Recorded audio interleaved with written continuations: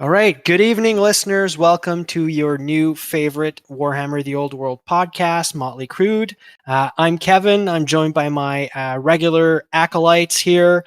First of all, Ryan, how you doing, buddy? I'm doing great. Awesome. And Andrew, how you doing, my man? I'm good. How are you guys? Doing great here, too. Doing great. So we should have a fun episode for everybody tonight. It'll be for sure a bit of a lighter one than our last episode. We're going to be talking about faction balance in the old world, and we're going to be talking about the power levels of the different factions, whether that be legacy or regular factions. So should be a lot of fun. Before we get there, however, let's start discussing what's new in everybody's hobby. So, Ryan, why don't you kick us off? I've just been mucking around with my plans for my army for the Highlander event in early December at the Red Dragon. So fooling around with either bringing all peasants again or something more traditional. Played a game on Warhol against Cleary. I apparently cannot roll dice, like to the point where my opponent was commenting on how terrible, like, do right thing, roll only ones, everything dies. Yeah, okay. That was great. Yeah, there's some games like that. And you pumped for the Highlander event? Yeah, I'm excited. Like, it's something different, and it kind of like finishes out the year for us here in Ottawa. I know there's another event the week after, but I can't make that one. So Cool. And then did you play your Wolves of the Sea or did you play Bretonnians against Cleary? oh, I played Bretonnians because I don't actually have bases for my Wolves of the Sea yet, so they're not going to be hitting the table until like January. Okay, so it was an in-person game. It wasn't Warhol. Oh no, it was a Warhol game with my Bretonnian army that I will be Okay. using. Yeah. Okay. Fair. Awesome. And then Andrew, what about you? What's new in your hobby? Not much. I've been working a ton. Um, Basically every day for the next 2.5 weeks. So on my spare time, I've just been doing a bit more painting of Necromunda stuff. I'm working on an Enforcer gang right now. That's Nice. one I've had on my shelf, sort of like half built half built, half painted for the better part of like 2 years, and I just always like bumped it for other projects. So I figured I'll just smash it out now, even if I'm not planning to use it in the foreseeable future. Cause then that's just one less gang I have to paint out of like the 12, 16 that I own so far. Awesome. Yeah. That's cool. And what do you think of the new Necromunda figures that were announced? Which ones are you referring to? The two the ones that Big Ogren and the little guy that are like I don't know how to call them there, but boatmen that help your passage to Hype Secundus or whatever. Yeah, they're cool. But they're named characters, so like I've always kind of shied away from using the named guys. I prefer using like the generic, so I can kind of put my own backstory or spin on them. The models are sick, especially the Ogren guy. Yeah, big guy's Um, awesome. um, but I don't know if that's something I'm gonna pick up myself. There's rules in the book. So the ferryman is what you're talking about for the Yeah, campaign for exactly. Secundus. Yeah. So there's like a list of named ones, and then there's like generics where you can kind of like customize them out the way you want. So I don't know. I like the models, so maybe I'll pick them up and then just use them as the generics, but then that might cause confusion. But I do Sure. kind of prefer the generic guys as opposed to that. I am excited for the new squat release though, when they get their own like their Yeah. book, because Yeah. it'll expand their rules a bit. And I think a lot of They're cool people models sleep too. on. I've looked at them quite a few times. I think they're really good models also. Yeah, they're good, and they're like secret. Like everyone kind of like overlooks them, but they're actually like really fucking strong in Necromunda. They have really good shooting. They're very tough. They have good not leadership stats, but like their soft scores. So they have really good cool willpower and leadership. And I think a lot of people sleep on them because it's like, oh, they're just squats, whatever. But when you actually face one of them, the amount of like firepower and just staying power on the board that they have is kind of insane. Awesome. And then you were trying to say something else, or? No, that was Okay. basically all I've been doing. Okay, cool.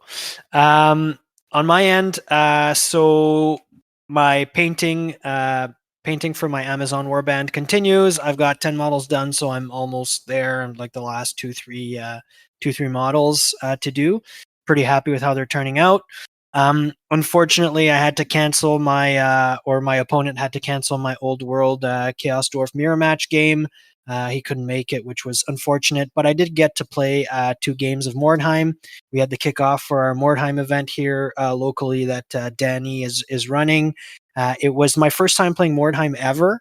I think I've wanted to play Mordheim for like, I don't know, 12 years, 15 years or something ridiculous. I've always found it to be super interesting. I wasn't disappointed. It was wacky as it ought to be and as I thought it would be. Some cool highlights were like I was playing Ben, another local player, and his dwarves, and he had his engineer fire his handgun, and it exploded in his face, killed him, and then in the post game resolution phase, he became blinded from that explosion, which was just like amazing. That's rough. Yeah, like game 1, 2 of his campaign. So it was just fun. And then I played Danny in that second game with his pit fighters.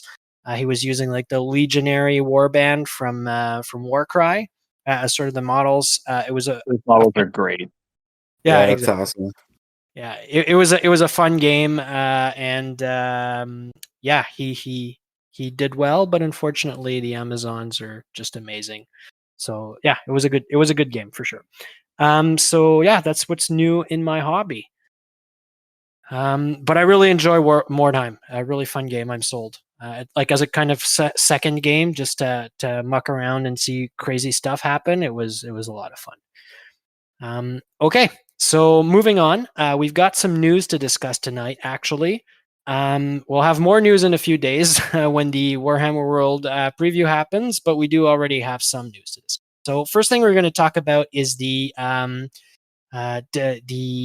a bit of a discussion on the GW comp for the Throne of Skulls event that's being held at Warhammer World in the new year. I think like mid-January or something. Don't quote me on that. So I will read off what the main elements of that comp are, and then see what you guys think about it. So in terms of this Throne of Skulls event, first things first, I'm going to dock GW events team a few points here for not allowing legacy factions. That's shame on them for that one. So you're taking Ravening Hordes and Forces of Fantasies armies, and that's it. And then in terms of the army restrictions, so in addition to everything that's in the core rulebook, you have basically 2 other restrictions. The first one is that you can't spend more than 25% of your army's total value, so 500 points, correction, in this case, on a single character. And then the second restriction is that your army may include any number of level 1 and level 2 wizards. However, you can only have 0 to 1 level 3 wizards per 1,000 points, so you could have a maximum of 2 in your army, and then a single level 4 for a 2,000 point army. These restrictions don't apply to named characters. I'm not sure if there are any named characters that are worth more than 500 points, but that's it. Ryan, there are named characters that are wizards. Oh, okay, yeah, fair, awesome. So if you had Galrak, you could still have a 5 level 4 wizard. Awesome. Yeah. Okay, so Ryan, what do you think of these restrictions? I've been fairly aggressive in the fact that I don't think either of these restrictions addresses any of the problems people perceive this game to have. I actually spent a bunch of time kind of mathing it out, and like, yeah, the 25% limit takes dragons down a little bit without preventing you from actually taking anything. So like, but at the end of the day, like a Chaos Lord on a Chaos Dragon with 10-point Mark of Nurgle and 1 Favor of the Gods is still a Strength 5 dude with an AP -1 magical hand weapon and a bunch of attacks and a dragon. Yeah. And a baked in, like, he still has full plate and a baked in 5-up ward save. So, like, yes, he's not as durable as the 675 point dragon you can build, the 720 plus point dragon you can build, but he's still beefy. And by significantly limiting the durability or options of those big scary monsters, you actually just make stuff like Bretonnian Duke on a Royal Pegasus better, and he's already amazing. Yeah. So that's my thought about the first part. The wizard part, I know there's some theoretical discussion of like an Empire army with 4 level 4 wizards and things like that, but like in practice, I've run into exactly one army that had 2 level 4s, and I've never run into an army that had 3 level 3/4 combined wizards in it. Mhm. Not to say these things don't exist. I don't think like points economy really leans into you building an army that way. Anyway, so the point is, I don't think this fixes anything or even gives the appearance of fixing anything. Fair. Yeah, so I guess I've run into double casters, level 4 casters more often than you, but like generally I tend to agree. I'll let Andrew go, and then I'll sort of give you my take on it. Andrew? Yeah, basically what Ryan said. Like, this seems like a lot of words to say. Just keep playing the game as normal, because it's not going to really affect much. Like, obviously my Dark Elves aren't allowed to play, but looking at my list, like, okay, cool, nothing changes. Outside of a few like super build dragons, again, nothing really changes for most armies. You know, I just like Ryan, I faced one person with 2 level 4s, and their army would have worked just as well with 1 level 4. The other one just kind of sat in the back being like a support caster, so it was kind of, I don't know, maybe a waste of points. But like, really, what's this changing? Not much, especially for the armies that are in this list, are like that are allowed. It would have been more interesting if they did something like you can only spend 25% of your army on characters at all. Then you'll see some actual like hard choices and people like having to switch up their list. But like, realistically, this is nothing. Yeah, fair. So again, I guess I think I've seen the double casters or more often than you guys. So Tomb Kings, you sometimes get the double level 4 casters on dragons, for instance, or orcs and goblins will run multiple level 4s, goblin casters. Sometimes chaos, you could get that. I once faced also the multiple wizard machine gun missile magic missile list. But all that to say, I also think it's kind of a weird set of restrictions. I think it ends up impacting a few armies specifically way more than others. So I think Ryan, you touched on it for sure. Like Warriors of Chaos are impacted by this in terms of they have very expensive characters. The Chaos Lord on Dragon, yes, you can do him. Yeah, you can bring him below 500 points, but people tend to not run him that way, and he costs significantly more. So it affects that faction. Also, a faction which can affect like in an effective manner take multiple level forecasters. I think the elves are also like all variety of elves are kind of losers on this one, just because they're dragons. You can juice them up to over 500 points. And then there's like a weird few others, like you mentioned again, Ryan.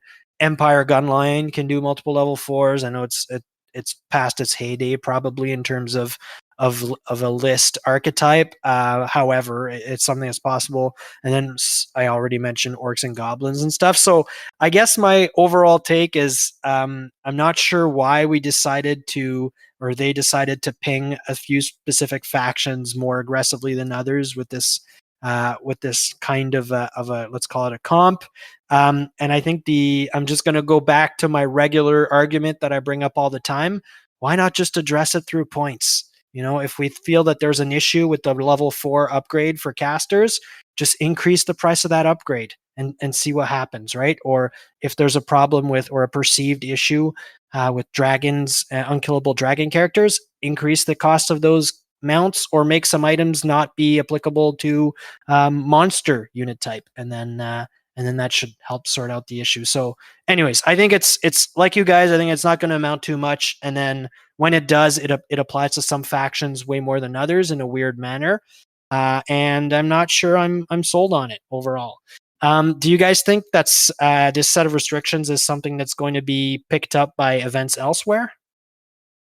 So I will address that question, but I have like a couple additional Sure. thoughts that popped into my Okay. brain. But Yeah, sure. to that question specifically, if the rumors do bear out, it is highly probable that we will see some version of these limitations in a forthcoming match play supplement from Games Workshop. Whether that is adopted universally or not, it probably will be. Yeah. But the other things that popped up in my head real quick was additionally, yes, it impacts high elves, but you can still make a pretty decent print on a dragon for under 500 points. You It's can. not an amazing print on a dragon, but it's a thing. But in a discussion we were having on our little server the other day, even if you brought it down to 20%, you only still really negatively affect Chaos, High Elves, and Dark Elves. And impact Not even Dark Elves. no one else.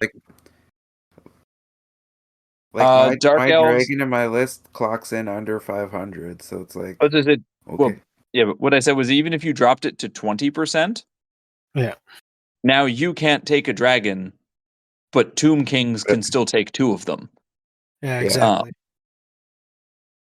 Yeah, and for instance, Chaos Dwarves, you cannot take a Bill Taurus and a caster anymore. And it's like, okay, is that the thing we really need to be targeting in the game? Anyways. Yeah, Castros are broken. Exactly. It's all the Bale Taurus casters that are the problem. That is exactly the issue. But anyway, no, I think I guess philosophically, I am happy that Games Workshop is attempting to take the lead on these sorts of things. And while I agree with you that points are probably the better lever to pull, I also don't think that an event-specific points errata is something they should do. You're correct. Lived through the early 2000s, and that was terrible. Yeah. So to be clear, I was suggesting a overall points adjustment, not specifically for one event, but yes, you're correct. But I mean, in the context of this event, we should never see a points errata. So I'm happy it's not that. Fair. And the last thing that crossed my mind as well is the restriction from their previous Warhammer World event that they have removed was also interesting insofar as the rule of 3 is not mentioned at all. So exactly. You can't take dragons, but you can take 14 tomb scorpions. Yeah, exactly. I'd rather live in a world with expensive dragons. This kind of seems like they're out of touch, though. Yeah. These are the same people that told us Minotaurs kill dragons with great weapons. They do. They're fucking awesome, but sure. I don't know. This seems like a weird thing to change on their part, because I'm sure they have enough data at this point where it's like, okay, we can kind of see the issues, or at least see what the community is perceiving as issues, and then they decide to just do this, and it's just like, what the fuck? What is this? Yeah, just to pick up on something you just said, this is definitely what the community perceives are issues rather than what are actual issues, because when you start looking at the data, it's not dragons everywhere winning and podiuming in every single event. That's not the case. Whether it's some of the events we've had locally or we've been to over the last little bit, or some of the bigger events elsewhere in the world, your Tomb Kings or your Bretonnian Exile lists are winning tournaments way more often than high elf lists with an expensive dragon. So, Yeah. anyways, okay, cool. So parking that aside, let's talk about. We're gonna have some more news on Friday, as I mentioned earlier. It's the Warhammer World Championships happening in the States. There's going to be a preview event in that one. So just for a bit of fun here, what are you guys' predictions for what's going to be announced for the Old World? Starting with Andrew. Well, I think we know it's going to be Empire, right? Yeah. They've kind of said as much, unless they go completely out of left field and drop the heavily hinted at least through rumors, tournament / General's Handbook style book, which I don't think we're going to see that until probably, if it even exists, probably like closer to next summer, once more of the factions are out. So we're probably going to see Empire, and probably just them bringing back all the classics we wanted. And I'm hoping, and I kind of think they hinted at it, is that they bring back some of the what is it, Storm of Chaos from 6th Ed, Middenheim stuff. So like the wolf, the great sword equivalent for Middenheim with the wolf cloaks and the hammers, and then the knight version of those guys. Like those are sick models, and it'd be really nice to be able to buy some, not at eBay prices. Yeah, Tutagen Guard and I think Knights That's of the it, yeah. White Wolf. Yeah. Yeah. So I'm hoping it's those, but like I'm pretty much for sure thinking it's going to be just like an Empire teaser. Okay. So on my I agree with you. I think definitely they're gonna discuss the Empire. We'll probably see a teaser similar to what there was for the dwarfs before they released that book, where they show an army shot and a cool character and that kind of stuff. But I think there could also be potentially showing off one of the unreleased named characters. So somebody like Friedel the Chainmaker, or maybe the what is he called? Gitsnick, the one from the Goblin character, the wolf riding Goblin character there, who doesn't have a That's model right. either. Yeah, so I something like forgot he existed. yeah, he exists. So yeah, in our hearts at least, maybe soon in model form.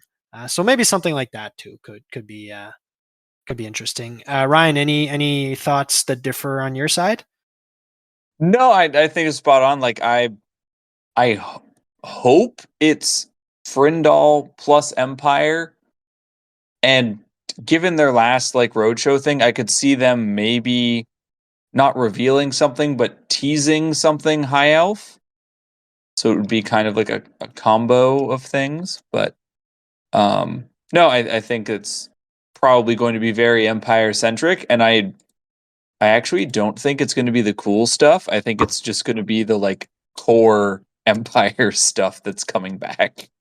Sure. So yeah, sure. We'll see a bunch of old state troops. Exactly. Awesome. Okay. So that's it for our news segment. Let's move into our main topic for the evening. So we're going to be talking, as I mentioned in the opening statement there, about faction power as well as balance in the old world as it stands right now. So what we're going to be talking about is we'll be looking at the factions from like a 30,000 foot overview type of perspective. So what their power levels are, rather than looking at how strong a specific list is. So for example, if we were talking about vampire counts, we'd be talking about that faction in its entirety, rather than like how good screams are. Same thing for Bretonnians. We'll probably be talking about, all of their options, rather than, a Peg Knight, all Peg Knight type list. This isn't going to be an in-depth analysis for each faction, because we don't want to be here for 36 hours. But rather, it's just going to be some takes, some wilder than others. Hopefully, garner some good some good discussion, not destruction, on this one.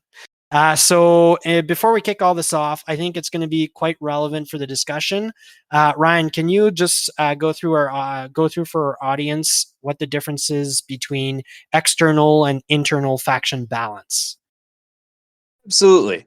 So internal balance is the ability within an army list, a book, what have you, to take and use use any or all of the options in that army list, or if you have multiple army lists, such as Armies of Infamy, using any of those and being able to produce a functional army. Now, obviously, it's kind of a sliding scale because there will always be a most optimal solution in the aggregate. But ultimately, an internally balanced faction is one where a smart combination of,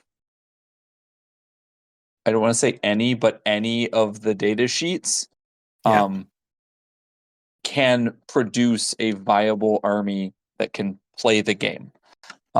External balance is how an army is balanced relative to other armies.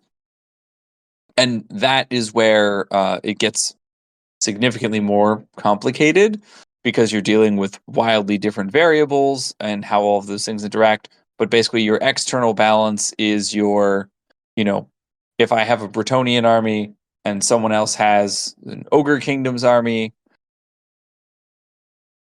the more balanced things are, the more likely, the closer to 50-50 that game outcome is, assuming equal player skill on both sides. The greater the disparity in external balance, the more one-sided the game becomes.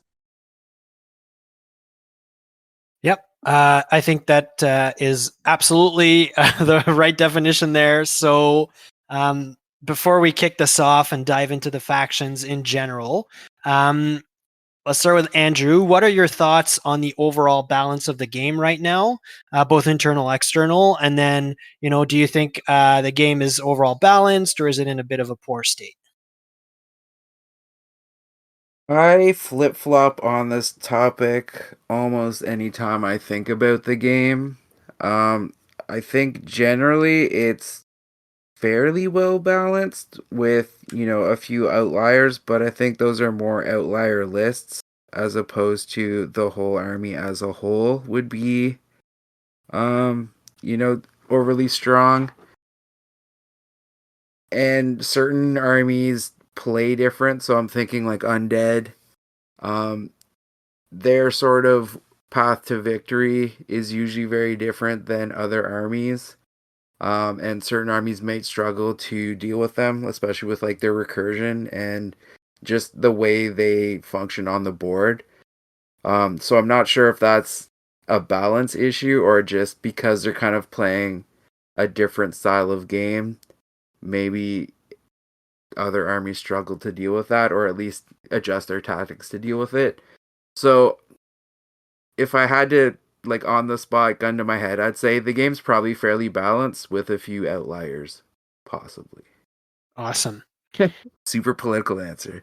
Super political answer. That's fine. On my side, so I'm going to say I think external balance is actually quite good overall for the old world as it is right now. I think basically all factions have playable competitive lists somewhere in their book. For some factions, like the options are a lot narrower than others. So looking at Skaven, for example, right, where I think there's probably only a single viable competitive build, but in general, I think external balance is been GW and the Specialist Design Studio have been very successful on that front. Where I think we've got a problem is with regards to internal balance within factions. So this is something which I will speak about at length when we go through the different factions after, but it feels like a lot of the armies are resting on 2 or 3 high performers, and then the rest of the book is generally like meh or average or okay. So yeah, I think we definitely have an internal balance problem, and often you'll see the high performers in each list kind of are the same types of units. So potentially there's like a rules writing issue here. But in general, I think overall external balance, so allowing everybody to bring something to the table and have a good time, I think we're definitely doing pretty good on that front, especially compared to some of the situations I've seen in other games and other editions. What about you, Ryan? So I'm generally in the same boat here, where I think overall the like my perfect example of why external balance kind of is mostly okay is the fact that in what almost 11 months now of this game existing, nothing substantively has changed. Like, yes, there's been 1.5 FAQs and some army book releases, but fundamentally the game hasn't been significantly modified from what it was in January when it came out. And the big scary, oh my god, this is the thing that destroys the game has changed every 6 weeks. Yeah. And it's been wildly different things. Like you had like 2 months Vampire Screams were the best thing since sliced bread. And then people realized the veteran rule is amazing. Bretonnian Exiles snuck up on people recently. You had people in January telling me they were terrible. Tomb King Mortuary Cults, Big Chaos Dragon, High Elves, from the top rope coming out of nowhere. So the fact that all of those things have done exceedingly well, while also seeing event wins from Skaven, Dark Elves, and everything else under the sun, shows me that the external balance of the game is fairly good because the community has shifted what the big bad is based purely on deepening knowledge of gameplay over time instead of on pure like mechanical weight of I win by clubbing you to death with the big teal book. Yeah. But I agree with you as well that internal balance is a bit wonky, but I will shout out the fact that I do think the the arcane journals are not negatively impacting internal balance. Like perfect example not. is the characters that have been added are often like a significant trade-off for whatever the equivalent is. Like Lady Elise is cool, but she's also only a level 3, and for fewer points I can just have a level 4. Yeah. As an example. Yeah, that's a really good point that I hadn't thought about, Ryan, is like you're entirely correct. I think the arcane journals, I think we'd all agree are doing a good job with them, but I think they've actually made internal balance broadly better for the factions that have gotten them by giving you different play styles. So, the reinforcing, for instance, the melee infantry list in dwarves, right, which needed a bit of a push. I'm not sure it's that good still, but it's been broadening out what can be played by really giving you some flavorful options and buffing some lesser used parts of the book. So yeah, I think you're onto something there. And that's exactly what I was kind of leaning into is like, yes, there's definitely some clunky internal balance issues, and like I'll address my opinions about Bretonnia when we get there later. But but giving people 3 ways to play with their army, with things being in different slots and having slightly different abilities, plays around with internal balance in kind of a nice way where, yes, a unit may not be peak useful in all 3 versions of its army, but it might have utility in one of them that it doesn't have in the others, which is also very interesting. That's all. 100%. Okay, so you've mentioned Bretonnians. I think this is a good time to transition into our faction specific discussions. Before we do, I just want to mention one thing because I don't think we'll get back to it. You had alluded to internal balance and in terms of like options being good or bad. Based on the outside rules of the game in the big blue book as opposed to balance of the game. Like a lot of things, and we'll probably see this when we go through each faction, is like, well, their cav is really good, well, their big monster is really good, and that kind of changes the list. Yeah. Like looking at some of these lists today, it's like, man, if this was an infantry-centric game where the rules focus more on those units as opposed to cav, like a lot of this shit does seem very internally balanced. Like these are good models if we were playing a slightly different version of the rules where Cav wasn't king. Yeah. Absolutely.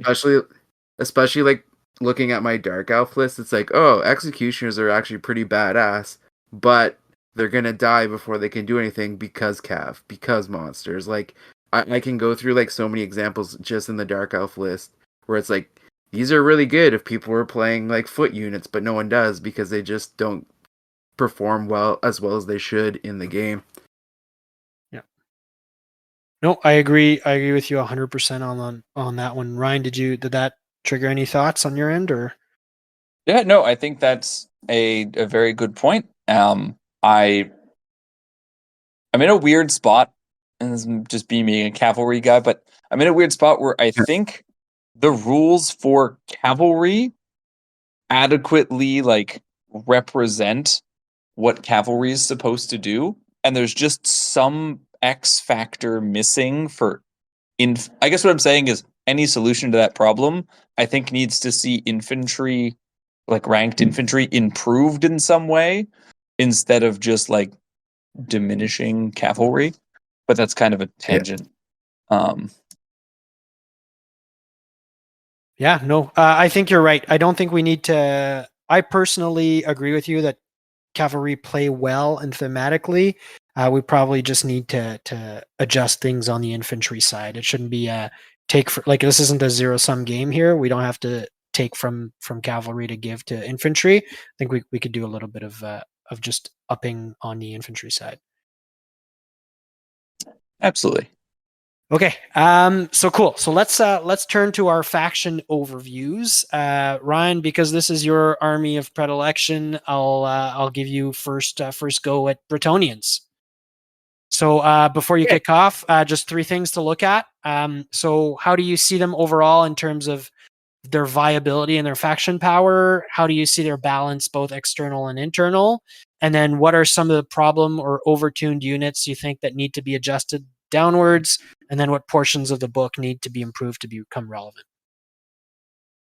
Okay, so Bretonia, overall, I actually see them as kind of like middle of the pack. Like I know there's some very good people winning very large events with them and things like that. They have a lot of tools, but it's like kind of like a Swiss Army knife of options. But they don't have anyway. Above middle good is where I'm getting at here.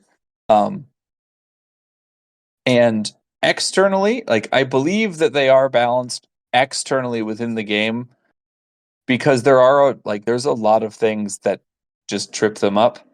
And it always amuses me to no end when people who don't have Knights of the Realm will go on and on about how amazing Knights of the Realm are. And then I charge Knights of the Realm into like Chaos Warriors, which are arguably like or commonly believed to be a terrible unit. Yeah. And said Knights of the Realm proceed to do no wounds and die.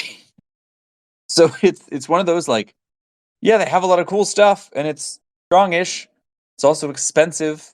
And it's very easy to misplay or to suffer from bad things going wrong and cascading through your army.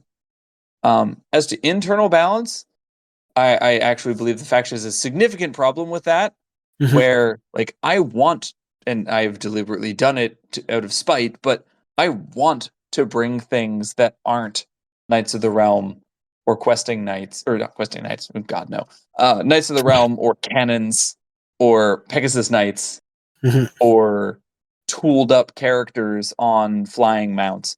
I want to bring things that aren't those. And I can and I have, and it plays okay. But when you're sitting there looking at like questing knights that cost more points than Knights of the Realm to be worse than Knights of the Realm in 7 out of 8 situations,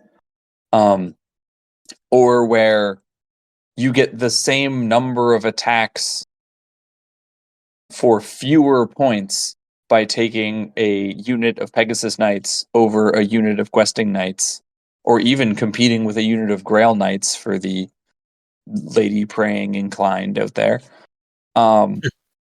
It gets problematic, and like there's other stuff like, as I've mentioned repeatedly, I love my peasant army, love to bring my peasant army, but I kind of hate the fact that my army list also is like, you will take, a unit of knights with your peasants, or you will take peasants with your knights, and you're sitting there and it's like, okay, I have this brick of dudes, my whole army's on horses, they're just here. Okay.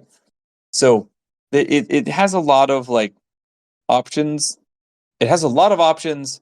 Not all of them are good relative to each other specifically. And like you could make Pegasus Knights 60 points each, and I would still take 5 of them. Yeah. Like no problem. On to the next question. Overtuned units, as I said, Pegasus Knights. It's a combination of like having fly 10, being skirmishers, being able to creatively, charge as skirmishers, win combat, reform into a lance, and then, have all the benefits of being a lance, just pile driving through someone's backfield. Like they just, and then also having Furious Charge and, wait, do they have Furious Charge? No. Yes, maybe. And being strength 4 base, like they have the stat line of a questing knight without the weapons skill, but they also have more wounds. So your 36-point questing knight still only has 1 wounds, but your Pegasus Knight has 2. Like it's just intense. And then same thing when you look at, over in my little Exiles world, like the Bombard for 100 points is better than the 110-point Empire Great Cannon. It's better than the 100-point Field Trebuchet that the Bretonnians can take. All of those things. Again, like, and yes, having really good basic cavalry as your core isn't a bad thing. It's just, it's the second worst thing in the army, only to be outdone by Knights Errant, who are just bad. So, like, and of course, everyone's going to talk about things like the Falcon Horn and all this other stuff. I actually don't think the Falcon Horn is broken. It's silly that it has no counterplay whatsoever, but my counter to that is like Mortuary Cults also has no counterplay whatsoever. We'll get to them. Don't worry. But you know what I mean? Like, if the argument is it has no counterplay, don't bring an all-flying army. I'm sorry that Wood Elf fucking bird spam only moves 2 inches when they play against me. Tzeentch Demons. Yeah, poor Danny. That was amazing. But yeah, so those things. But yeah, I do believe that Pegasus Knights need to be tweaked in some way. Probably points. But I also think that, like, if you want to fix internal balance, Questing Knights and Grail Knights also need to be addressed. And I don't think either of those things can adequately be fixed with points modifications without also, like, fucking up, like, a cast. Because, like, there's only a 2-point gap between a Knight of the Realm and a Questing Knight. If you make them any cheaper, you run the risk of having to make Knights of the Realm cheaper to keep the difference between them, which gets into like a series of cascading problems. But like, maybe give them counter charge. Inner Circle Knights have great weapons and counter charge, so it's not like that's not a thing. And then what part of the book needs to be improved to be relevant? Again, I think I kind of addressed that. Is really it's the Questing Knights and the Grail Knights are the 2 things that need lifting up. and a couple other things just need to be toned down a, between a little and a lot, depending on exactly what they are. Because like I think, for example, I constantly talk about like the Duke on a Royal Pegasus. He's a beast, but I think he's meant to be, and he's, it's still not a dragon. So I don't think he needs to be messed around with too much. That's it for me. Okay, Andrew, what are your thoughts on Bretonnians? Any counterpoints? No, I kind of agree with a lot of that. Like, Bretonians seem fine as a whole. Obviously, there is, the outlier list of, big block of pegs or multiple blocks of pegs, skirmishing and doing what they want and basically killing whatever they touch and being able to charge first turn. The Duke is very powerful, but like Ryan said, he's not a dragon level powerful. And I think he's actually a good piece in the game because he is kind of a counter to dragons with the abilities that he has. Um, Again, like going back to what I said kind of at the end of the last segment, is there's a lot of cool shit in this list that if we were playing a slightly different game, I think you'd see more play. Um, but overall, I think, they are fairly, the army as a whole is fairly balanced with sort of the rest of the things that are out there. Okay. I'm gonna have some disagreements with you guys. So I think first of all, I think Bretonnians is quite a strong army. I'd say, if I had to rank them all, it's probably my second strongest faction in the game right now. I won't. I don't think you guys need to guess. You've heard me rap enough about who I think is the strongest faction right now. But I think Bretonnians are super viable. They're a strong army. You've got obviously some really good cavalry, especially flying skirmishing cavalry there. There's a good selection of items. I think you've got some generally cheap, effective characters, possibly the best artillery in the game with the bombards. And then there's some nice options that you can move between in the list. So overall, I think they are good in terms of external balance. They're a little bit stronger than most of the other factions out there, but I don't think it's game breaking. I think I do agree with you, Ryan, in terms of internal balance needs some work for the Bretonnians.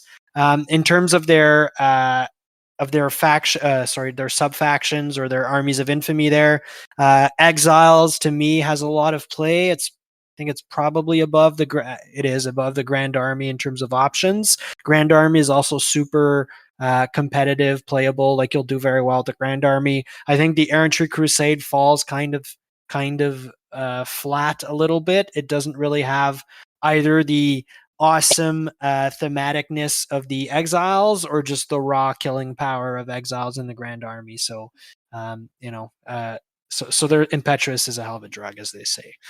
So yeah, I guess that's my overall take on Bretonnia. In terms of what's overtuned, I think Peg Knights, everybody who plays the old world, I think understands that unit's a little bit juiced up right now. I think the Green Knight's also quite effective for what he does. We've talked about it on this podcast. There's definite counterplay, but there's not a lot of armies that have similar options out there. Falconhorn, you're right, Ryan. Like we shouldn't shit can it simply because it doesn't have counterplay, but I think the cost of that item makes it such an auto take that can have such a for the points you spend. Like, what is it, 30 points or 40 points? There is no item 40. elsewhere. 40, yeah. There's no other 40-point item in this game that has such a big impact on your enemy's army from the get-go, the moment they deploy on the table. So, like, definitely that's a strong, slightly, I would say, overtuned portion of that list. And then I would say there's some really cost-effective, powerful characters in that list that are probably a little bit on a strong side also. From an undertuned perspective, I've got a few more, I think, than you, or perhaps you just didn't get around to them, Ryan. I think first and foremost, in terms of what everybody wants to see on the table, but is just not really viable is Grail Knights.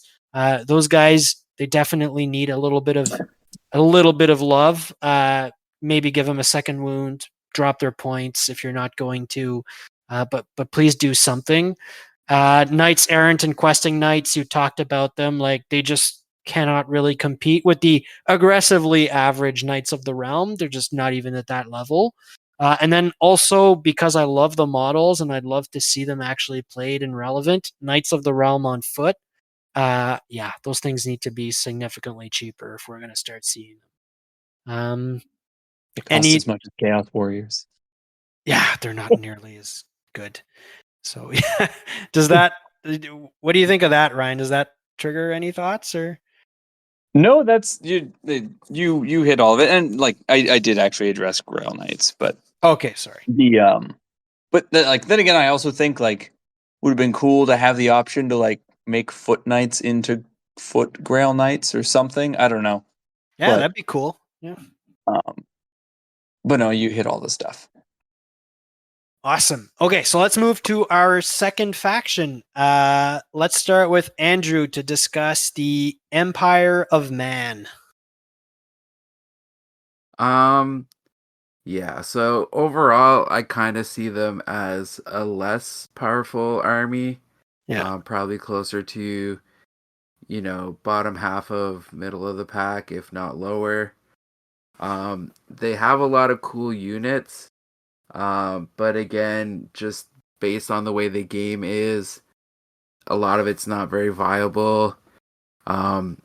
State troops are cheap, but there's also better cheap units out there. And I think they kind of pay a little bit of a premium for the ability to have detachments, which also aren't that great in this game. There are viable builds though, so you were seeing like the all War Machine gunline type lists having a bit of play in tournaments.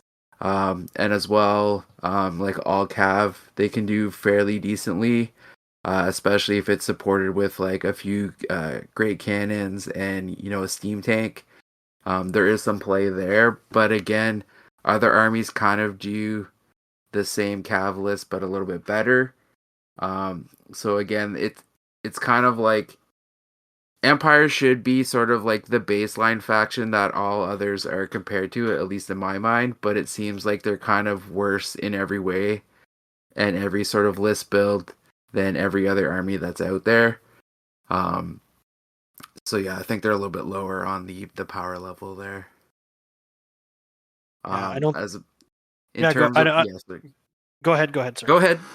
I was going to say I don't think anybody will disagree with you. Yeah, like in terms of like what portions of the book need to be improved to be relevant, honestly, I don't think it's the book that's the problem.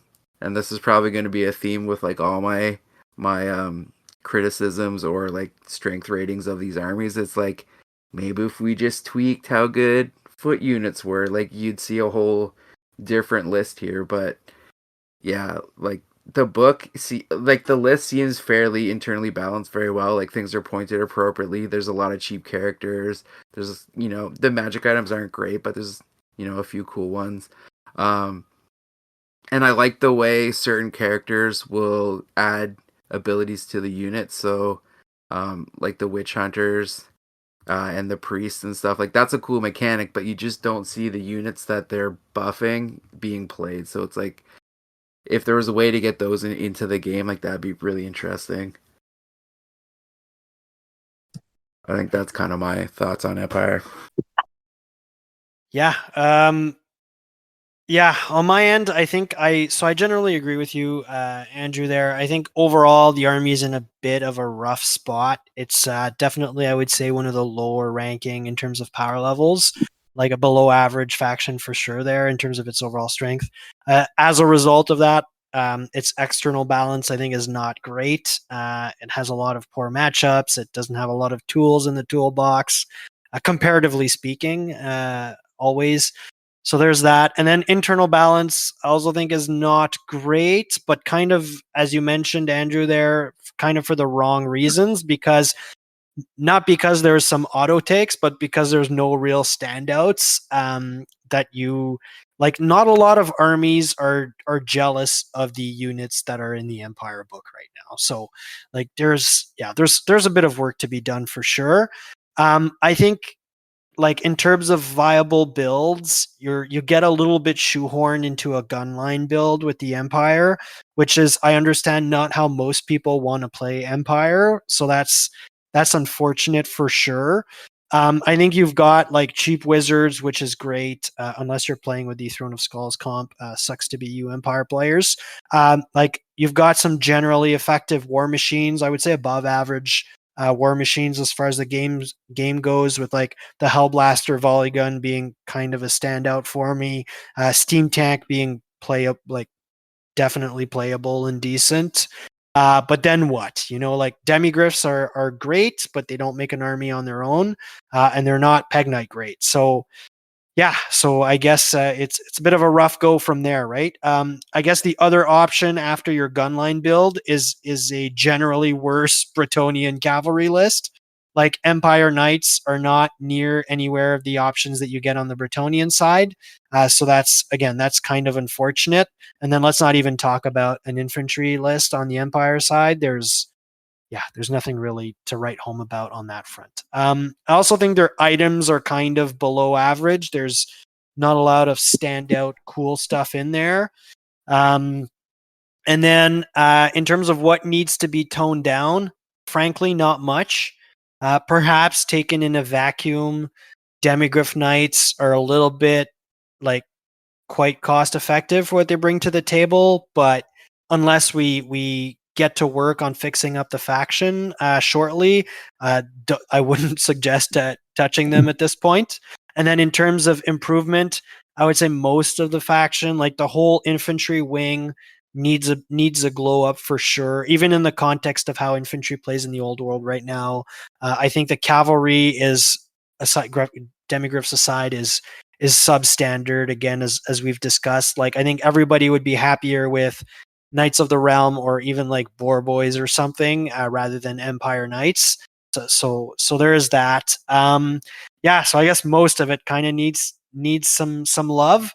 The positive side, if you're an Empire of Man player, is that you are a Christmas holiday away from getting your armies of infamy book, your Arcane Journal, and then things will hopefully, if the track record of the first 5 books is anything to go by, things will hopefully improve at that point. Ryan, what are your thoughts, man? So generally, when it comes to Empire, I'm in a weird spot where I wanted to play them and can't conceptually make it work without just building a shittier version of my Bretonnian army. Yeah. But yeah, so overall, like they can play the game. They just suffer from the fact that everyone else gets 25 extra abilities for almost no cost. Yeah. And like the best example is like my Yeoman Guard versus State Troops. Yeah. Where I have so many extra rules and still cost 1 point per model more than them? Yeah. Question mark. Mm-hmm. So that's where I'm at. But I really agree with Andrew. I think improving ranked infantry and improving how regiment detachment works, it's a fundamentally flawed rule, would solve a lot of things, because like it's very obvious from their like design space they're supposed to be able to do that like classic pike and shot era, brick of spearmen with crossbows or handguns, to their flanks. But because of how the game works, you just attack the flanks and the entire thing falls apart. So it's just not working that way. Internally speaking, like I agree, the problem is that the infantry is bad, therefore it pushes you towards either bringing cannon, war machines, or cavalry. But that doesn't make it better. It's just different. And as to what part of the book needs to be improved, like basically all of it just needs little touches. and some core problems with the entire game system need to be addressed that might kind of resolve the Empire core infantry problem. I do think in the grand scheme of like toning down, Empire is also one of the only factions that doesn't have any internal limits on a lot of its character types, which is interesting to me. So like Bretonnians can take 0 to 1 prophetess per 1,000 points, but Empire can take infinite wizard lords. Yeah. It's kind of odd. But yeah, overall, like, I love the concept of them. I love the idea of being able to build kind of a high Renaissance Central European type army, but they just don't, it doesn't come together. It's like a whole bunch of individual capabilities that are incapable of mutually supporting each other in any successful way. Yeah. No, that makes sense. Okay, I guess Andrew, unless you've got parting shots on the Empire of Man, we're sort of done on this one. Yep, next one. Okay, Dwarven Mountain Holds, or Dwarfen Mountain Holds, as they're called in Old World. Yeah, I'll go first on this one. I think overall, the dwarves are okay. I would say slightly below average in terms of their power level on the overall curve. I think they've got some points running for them, and generally, I'm more positive on dwarves than I am on Empire, which we just covered, for instance. So I think they have great infantry. I mean, we've discussed the issues with infantry already. But especially slow infantry like Dwarven infantry, there are issues there where you can just ignore something like the big brick of hammers and just not engage with it and come out as a winner in that game. But like they do in a vacuum have good infantry units. They also have good utility pieces. I really like the Dwarven utility wing. So I think the Anvil of Doom is both great and a lot of fun. I think gyrocopters definitely have a lot of play as just a good harassing, fast-moving piece. So that's great.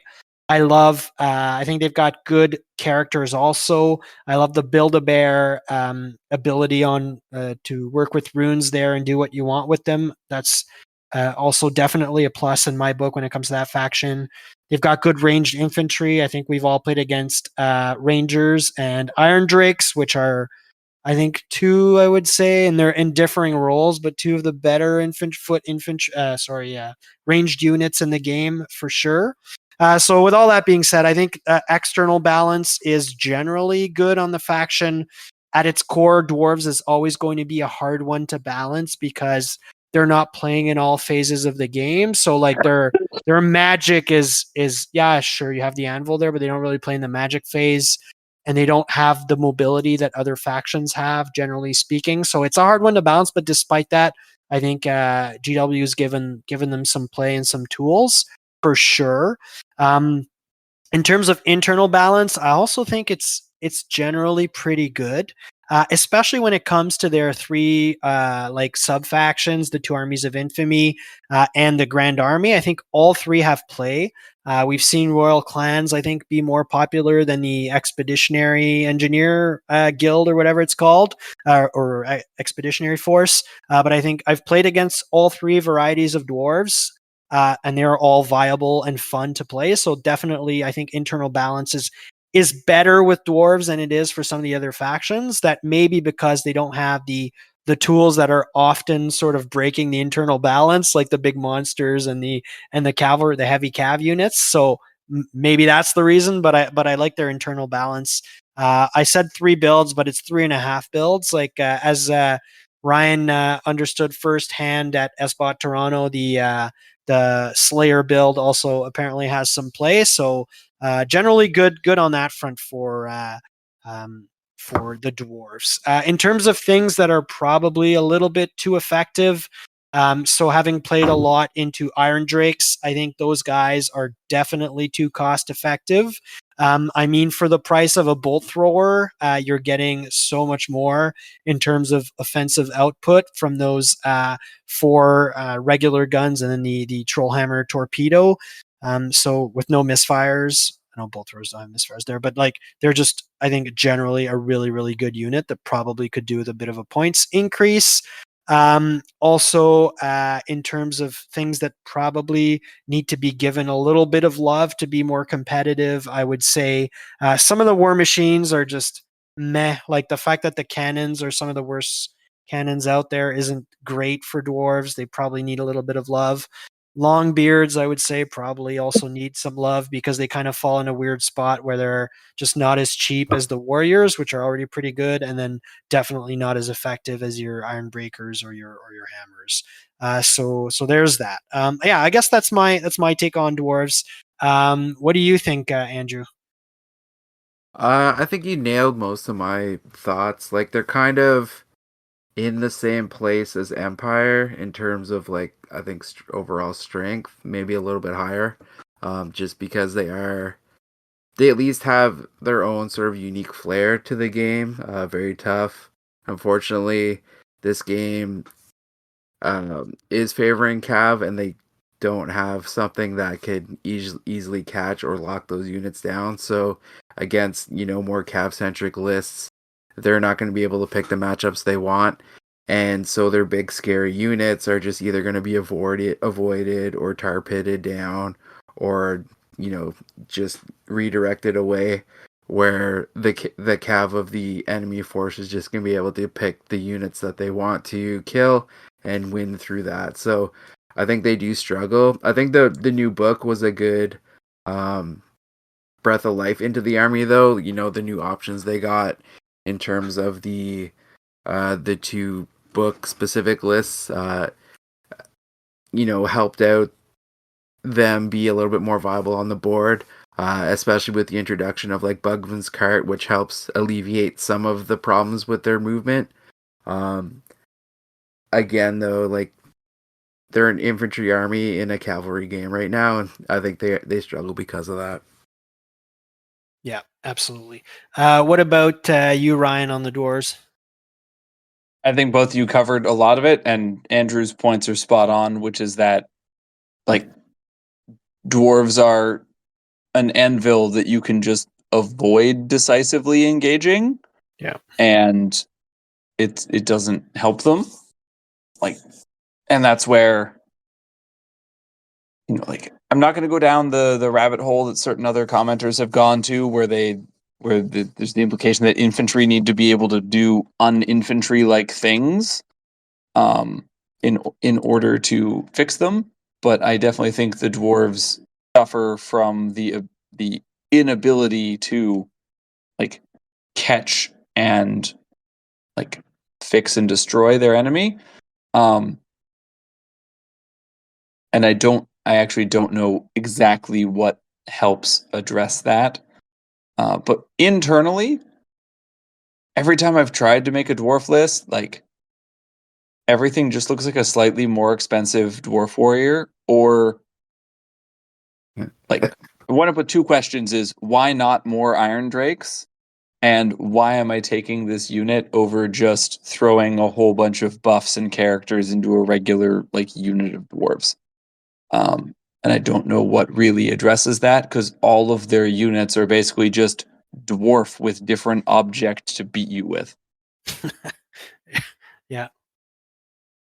Yeah, the faction identity is a little bit constrained. Yeah. Okay, was that it? Was that it, Ryan? That's it for me. Yeah. Okay, awesome. So I'll turn over to you again, Ryan, to lead us off on High Elves. Yes. So High Elves are an interesting spot. So overall, I think they can be very strong, but it's an internal balance problem where like they have 2-ish very strong combinations of units. And if you try to build your army in any other way, it doesn't work. And like it's basically take big character on dragon, take big wizard, and then Sisters of Avalorn with a handmaiden. And then whatever else you want to put in there is kind of whatever, but those things, that's what's doing all of your work, is those three entities.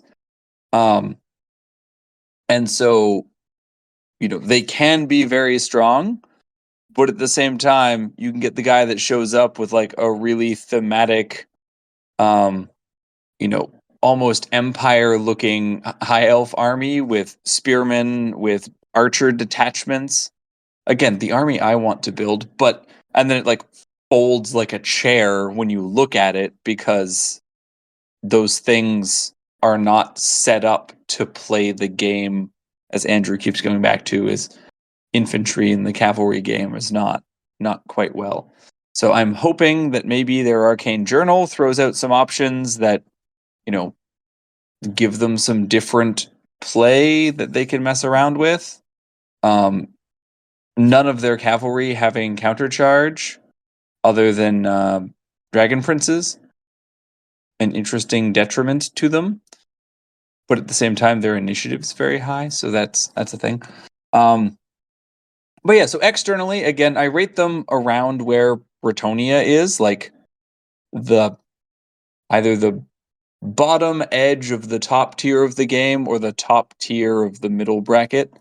But their internal balance is fairly deplorable, because like their core options are Seaguard or Silverhelms. You're not taking anything else.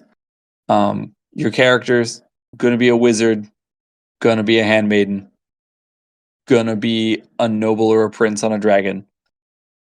You're not seeing those other things. And then the later options, like the Lothern Skycutter's cool. The other chariots I've never seen other than carrying a character, etc. What needs nerfing? So they're in a weird spot for me where I don't actually think an individual unit needs nerfing. I think, for example, the Seed of Rebirth should just have the asterisk next to it removed, so that every single character in the army doesn't have regen.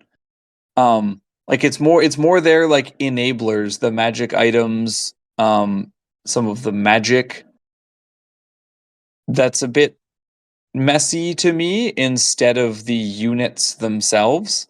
Like having a spell that just goes, fuck your magic item, it doesn't exist anymore. Not cool, but whatever.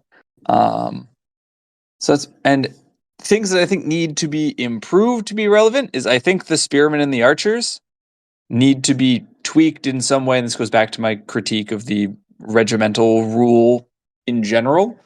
I really want to see that like super classic spears and archers mutual support, army with your with your specialist units that then you use drilled, so like your Phoenix Guard or your your Swordmasters, the spearmen and the archers start the fight, and then the Swordmasters run out, use drilled, get into combat, etc. Like that's all very visually and tactically appealing to me, and it doesn't work. It's just put down 35 Seaguard, be unchargeable, shoot people with, a redonkulous number of skirmishing archers, to the point where their unit sizes start to break down the entire skirmish rules of the game. And then like throw a dragon at someone just because toughness 6 is hard to deal with. Yeah. Yeah. That's it. Awesome. I think so you kind of stole my thunder, Ryan, on a lot of points. Probably we've talked in the past a little bit too much on high elves, because I agree with you generally across the board. For me, so high elves, I think I rate them a little bit lower than you in terms of their overall strength. definitely not close to Bretonians. I'm going to say that. I think they're an average army in terms of their overall power. And they can field like a pretty effective / strong competitive, event tuned list. That's for sure. But the big asterisk is, as you mentioned, if you pick the stronger stuff on the list, I think fundamentally high elves have a poor internal balance problems. The army being effective relies on 2 or 3 things, which Ryan has mentioned, but for the sake of discussion, I'll just put into my own words here largely. So, high elves have got some very strong dragons, especially I think it's the Star Dragon, the Strength 7 one, the big daddy dragon. That is a kick-ass monster, regardless of its low initiative. It High elves have a really good item selection in general. So the Seed of Rebirth, the 5+ regen across the board is just a very strong item. 2+ ward save, forget what it's called there, the Opal Amulet or whatever it is, but the 2+ ward save when you start stacking those is also it can also get obnoxious. The White Sword is a powerful item for sure, a really good weapon. And then Elven Honors, whenever you can add an additional layer of customization and rules to characters. You're going to hear this throughout our review there. I think it's just good in general. It's just solid stuff. Sisters are great. Sisters of Averlorn, are great. But then once you've talked about items, the dragons and the sisters, and then what? Is my problem with high elves. To be fair, I think they've got some decent utility units. I think Illyrian Reavers as light cavalry, and then Skycutters are decent utility units that can go around backlines and just be a problem, but they don't obviously win games on their own. And I think, to be fair, also Seaguard have some play and are an okay unit. But there's not much beyond that, frankly, in the faction, which is unfortunate. In terms of being too strong, I would agree with you, Ryan. I don't think we need to do much right now in terms of nerfing units. The only thing I would say is, for the sake of internal balance, the Star Dragon specifically probably needs to be increased in points somewhat, because it's basically an auto take in the faction, and it really outcompetes the other dragons by a significant margin, especially the T5, what is it, Moon Dragon, or maybe it's Sun. Anyways, the T5 dragon. Yep. Sorry? It's the Moon, yeah. The Moon Dragon, which is just not great as far as dragons go. So yeah, I definitely like the Star Dragon is something that we should look at if we want to balance out the factions, the faction itself. In terms of item cost, I would say the same thing you said, Ryan, there, and I think it's totally legit to point out items or other improvements as things that need to be internally balanced. So the Seed of Rebirth probably needs to be a one of, or have its points increased significantly, and then the Opal Amulet probably also should be increased. Not a little bit less worried about the White Sword, but maybe also something to look at. In terms of what needs some love on the high elf side, bolt throwers are a mess, and they need, if anybody wants to see them on the table, they definitely need to be looked at. I think the infantry units that are close combat infantry on the high elf side are not great points wise, efficiency wise, and just overall, and need to be looked at. I know we've talked about infantry, and we keep talking about infantry, but regardless, would you have anything in the high elf book or black orcs or Graveguard or something like that, right? So I think externally they just don't compete with other infantry options. Dragon Princes, not worth their points. Also, they need to be looked at. Silver Helms are basically just shittier Knights of the Realm, and that should probably not be. So let's look at those two. I guess that's my overall take on the high elf realms. Andrew, do you agree with the two of us, or do you see them as radically different? No, I agree with most of that, and I think all elves in general are kind of their most viable builds are just kind of dragon, caster, and then as much skirmishing shooting as you can fit in. I think that's the same for kind of all 3 flavors of elves, is that's their most optimal build, because that's just kind of what performs well in this game.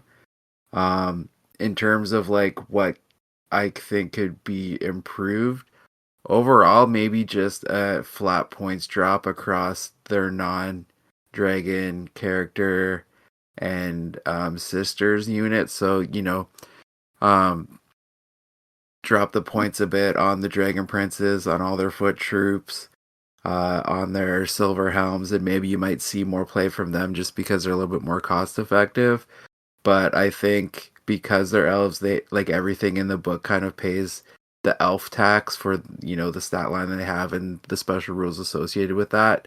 Um, I think that would help maybe bump up the high elves at least in that regard, and maybe you'll see a little bit more varied lists from that book. But yeah, for the most part, I agree with your guys' previous points. Awesome. So I think I will turn it right back to you, Andrew, to lead us off on Wood Elves. Wood elves, I think, with the right build, are pretty high up on the what's viable list. Um, Again, kind of on the point I just made is, um, they they have a lot of tools that are good and compete well in this game. So their core archers are very effective, and they're able to customize them with the sprites to do what they want. So you can either have like a lot of poison shots or armor bane shots. I think those are the two most common. Um, and then they have a lot of fast cav options in the list, especially with um, the Glade Guard being core. The Glade Riders being core. And then they have very effective magic with, good wizards, but also Sisters of the Thorn, which are pretty amazing because they're a fast cav unit that is also a wizard, effectively, a level 2, and they're able to pick out of battle magic, I think. So they're able to take, Pillar of Fire on just like a scouting fast cav unit is really nice. Their dragon is half decent. It doesn't have the survivability of some of the other dragons in the game just because they don't have access to, I believe, the good armors, if I'm not mistaken. Yeah, they can make up for Um, that, I think, with sprites, definitely, like the -1 with to hit sprites, stuff. Yeah. yeah, so they can make a very, durable dragon, but it might not have the same survivability either way, like compared to say a Tomb King dragon. Yep. But again, like they're kind of shoehorned into that one build. So you're not seeing a lot of like Eternal Guard or the Woodsman with the axes. Um, Wild Riders do see some play, but they're very glass cannony, and usually they'll hit something and win the combat, but they're so depleted from that fight. Like they're kind of like a one attack. Sorry, how to word this? Like a one charge uh use, and then they're kind of like too weakened after the fact. Um, War Dancers do see a bit of play, but again, they're not that great. So it's like all these cool options they have in the book, or like even the Dryads and the Treekin, like they're cool models, and it'd be nice to see them see more play, but just the other options in the book are so much better, and they don't fit into that sort of army type of skirmishing and shooting.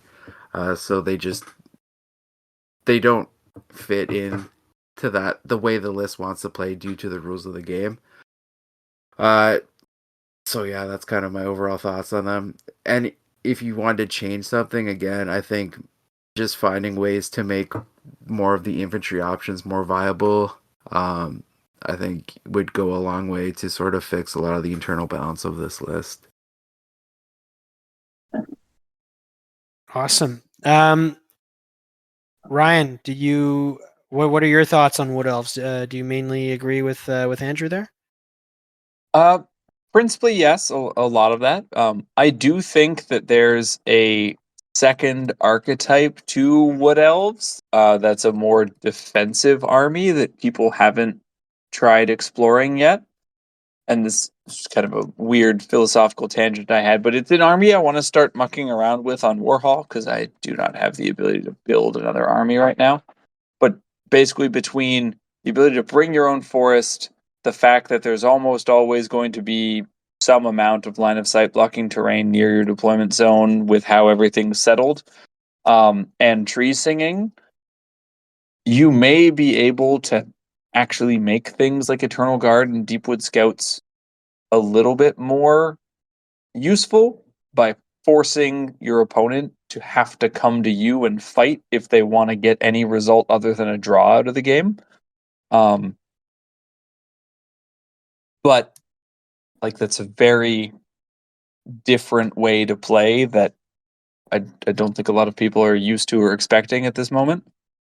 But with that said, like internally, playing them the way everyone expects them to be played, the internal balance is terrible because it's just take archer units, take nothing else, take Glade Riders, take maybe Warhawk Riders. Even the Dragon Lord, like I've seen a couple times, but not all of the time. Because you can do some weird things, but the big thing they have is they have no ability to get the triple save.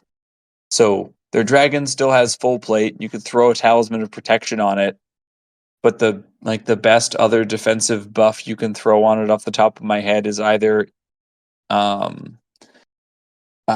making it so no one can modify their strength when attacking you, which is good. Yeah, no, and like that's you pretty can, great.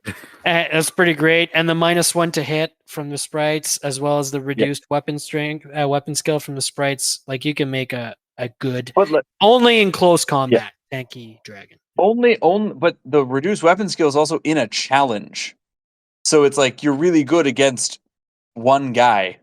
But no, like sure, but most things that are not characters, you are burning right through when you get there. Absolutely. Yeah, that would be like your anti-dragon piece, right? You throw that at another dragon. Yeah. Well, no, and like with that, you can actually make the perfect anti-dragon dragon because you can also give him a spear that always wounds on 3 and has killing blow. So like you can just do stuff. You can make a very cool thing. But it also doesn't synergize with the rest of your army. And I agree with Andrew, like Wild Riders are one and done. And Sisters of the Thorn are just so amazingly versatile that like why wouldn't you take 15 to 30 of them? So their internal balance is very messed up because of those things. And their external balance, they have the inverse dwarf problem, which is that their stuff is expensive and brittle and is playing a completely different game than everyone else. But since this is a game about maneuver and attrition and not so much about mobility, they have a whole bunch of tools that right now the game, like they have tools that are enabling a path to success that is for a completely different game, which is not helping them. Yeah. Awesome. So yeah, I think I agree with the two of you on a lot of points, but not all. So I think overall, Wood Elf Realms are an above average strength-wise army for sure. But there's a big caveat to that. They're definitely a high skill ceiling army because they play the game so differently, as you just mentioned, Ryan. I think because they're hard to play, their stats probably don't reflect the overall strength of the army if you place any value in the stats that are available. That is, I think, as you guys have mentioned, and much like High Elves, there are internal balance issues when it comes to the Wood Elf realms. But I think their overall external balance is pretty good in terms of, if you're facing Wood Elves, you groan internally because of one or two of the things that are going to show up, not because you're facing Wood Elves. So I think that means their external balance is pretty good. In terms of the things they've got going for them, I think Forest Sprites are just good in general. Lots of strong customization options in the army overall. So arrows is another good good option for customizing in really useful and effective ways. Your army, so like poison shots, nobody's gonna spit on that as an option. Their dragon, I actually quite rate the Wood Elf dragon in terms of how just obnoxious it could get to deal with in close combat with the combinations of like reduced weapon strength, the -1 to hit, weapon skill, sorry, the -1 to hit, the item that makes it like you can't use your strength bonuses. Like all of that, like there's good options there. Slap an ogre blade on it, and then the defensive sprites, and it's actually a really good piece. So I rate their dragon. Sisters of the Thorn, I think everybody knows, are excellent. And frankly, they could be kind of obnoxious to deal with. Pillar of Fire spam on the sisters, and then combined with reserve move, where you cast your pillars and then you run your sisters away, so nobody can ever dispel your pillars. And you got 3 or 4 pillars of fire going around is just not very engaging or fun to play against for your opponent. So I think that's something that we need to look at. But that's not a Wood Elf problem; that's a Pillar of Fire problem. The last thing I'll mention, and you guys have mentioned it, is Deepwood Scouts and even Glade Guard, I think, are just good ballistic shooting, largely because of how their magic arrows work, but they're definitely good options too. So in terms of like overtuned units, I think Sisters of the Thorn need to be looked at a little bit, but I think that problem can be fixed through fixing Pillars of Fire. Once you do that, I think they're, in the context of the army, they're generally okay. They're still better than a lot of stuff out there, but they're generally okay. Sprites, there's just some really good sprites, and they're not too expensive, and they're added points you can toss on a character. So that's definitely something I would look at. Same for their dragon, but I think that goes for a lot of dragons in the game. In terms of what's undertuned in the army, if you want to just increase the internal balance and then the variety in the lists of Wood Elves, like, first of all, we need to look at the trees. All of the trees are, frankly, like, they run against what you want to do with the army in general, which is a problem. They're just not very good.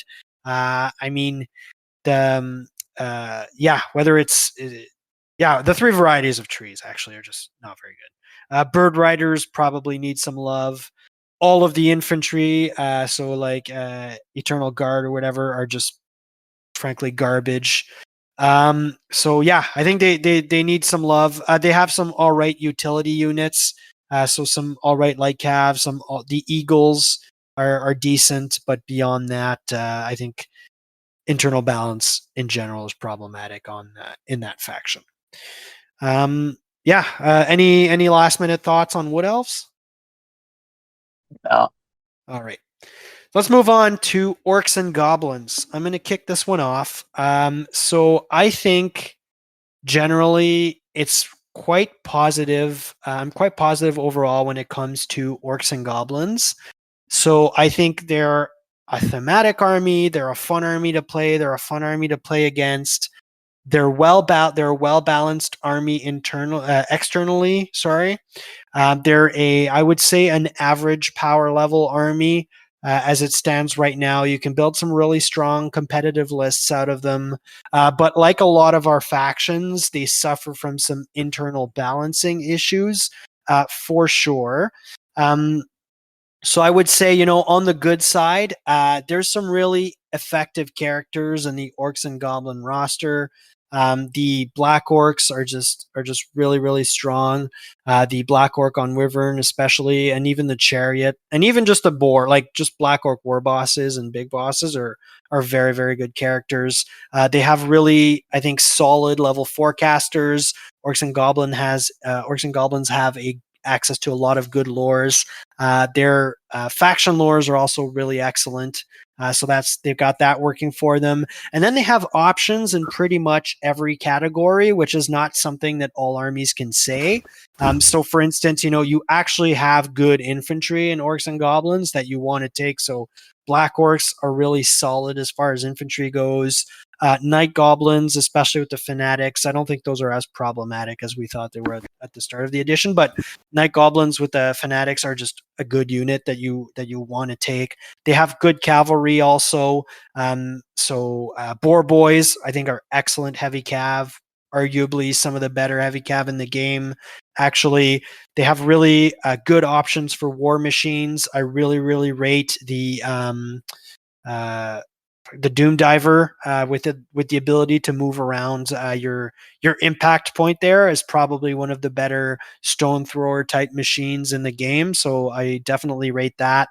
And yeah, in terms of monstrous infantry, trolls are also quite fun and good. Something you want to play. I'll keep going on about orcs and goblins. They have a deep bench and they have a varied bench, and it's good. Like all the squigs are just fun and interesting. Less so the cave squigs, but definitely all the ridden squigs are quite decent. So so I definitely rate them. I think in terms of also internal balance for the 3 army combinations, the Grand Army has a lot of play. It's fun. It's also you can build it however you want, and it's competitive. I think Troll Horde is also can be is definitely absolutely thematic and fun, and is something that it can be quite competitive. I think the Nomadic Wa probably needs a little bit of love to reach the level of the other 2 subfaction armies, but I think there's still some play there. But yeah, so that's that. In terms of what is overtuned in the Orcs and Goblin list, as somebody who runs the Black Orc War Boss on Wyvern, that thing is quite cost effective in terms of, especially with some of the items you can stack on it, with regards to like the Trollhide Trouser, for instance, and then the armor or the -1 to hit that you could toss on it too. Those are just good items that you can use to really pump up that unit. It's probably undercosted for what it brings to the table, so that would be something to look at. I think in terms of being overtuned, maybe they're overtuned and the other options are undertuned, but I think Night Goblins are probably a little bit too good compared to the other cheaper infantry options in the book. We probably want to pump up the points on Doom Divers a little bit, as I mentioned earlier, because they outcompete the other artillery options in that book too. In terms of Boar Boys, probably also. In terms of undertuning, I think it's unfortunate, but the regular goblins are just not competitive internally. They need some love. The regular orcs are not competitive internally. Compared to black orcs. So something needs to be done to address the viability of those kinds of units. I think Orcs and Goblins also has some pretty crappy light cavalry units that need to be looked at. Like when you look at Goblin Wolf Riders and then you look at Hobgoblin Wolf Riders, like you just feel pretty sad because they're not really viable. Also, Spider Riders are not in a great place either. Neither the Giant and the Arachnarok need to be looked at too, for sure. So, but overall, really, really positive on Orcs and Goblins. They have a lot of cool options. It's really thematic. It's fun to play against. It's well balanced externally. Their internal balance, is not great, but they have more options than most other armies. So that's definitely something positive. I've gone on long enough about Orcs and Goblins. Ryan, what are your thoughts? I agree with everything you said. But I honestly think the biggest thing holding back Orcs and Goblins is not the internal design of the book, but Orcs and Goblins players themselves. Sure. As a person who loves theme, I've never seen a player base that loves theme as much as they do. And the amount of people I've seen trying to make like a common goblin army or even an all-night goblin army that is hamstrung by all of the weird character requirements and whatnot work is just staggering. But no, like they have so many options and many of them are good. And I agree, like it would be great to make things better, and things like common goblins, savage orcs, and even just boys in general that's one of those like a rising tide lifts all ships things. Like if rank and file infantry are made better in some way, those units will be improved. Because I don't think that there's like enough design space to like make common goblins better without making night goblins worse or something like that. I don't have a huge amount of thoughts on orcs and goblins. That's fair. That's fair. I think I've gone on at length about them, so we should be covered. But over to you, Andrew. What are your thoughts on orcs and goblins? Yeah, I think they're one of the better balanced internally armies in the game. You see it's a good sign for internal balance when you look at like an orc army and they're all kind of vastly different. Sure, there's a few choice units that kind of make their way into every army, but I think that could be said for almost every list we talk about today. Um, but just a good variety of things that are decent on the board means that you can kind of tune your list in a way that you want, uh, based on your play style, and it's still going to be fairly viable. So if you want to do like the all cav and chariot list, that's supported. Uh, if you want to go like more orcs, you can go with like the black orcs, and war machines and stuff supporting, and that's viable. You have the troll list, which is my personal favorite. It's really cool. You can do like the all monster mash, with like trolls and giants. So there's a lot of good variety in the army, and a lot of those lists are very viable in tournament play and also more casual play. So yeah, I'd rate them um up there with Bretonia almost. They have the tools to compete on a competitive level very well. So yeah, other than that, you guys have covered sort of all the highlights and the good points about the list. But yeah, internally balanced, I think they're one of the best. Awesome. So that takes care of orcs and goblins. Andrew, I'm going to go right back to you for Warriors of Chaos next. Yeah, Warriors of Chaos, I think, are like in the overall power standings up there, pretty close to the top with Bretonians and probably Tomb Kings. Um, Unfortunately, their internal balance isn't the best at the moment, I feel. They're kind of their overall power level is kind of riding on the backs of effective wizards and their dragon build.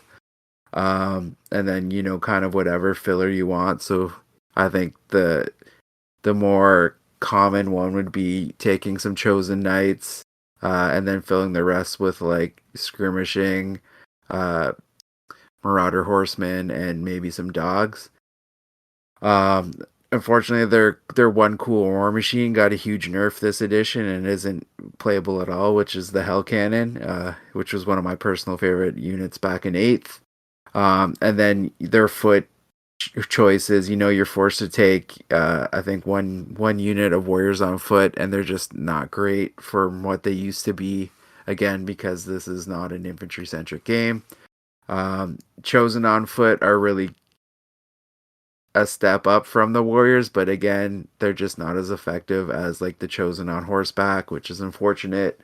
Um, they did get a pretty big buff with their last book in terms of getting access to the giant chaos spawn, which is just a crazy good piece, super undercosted for what it does.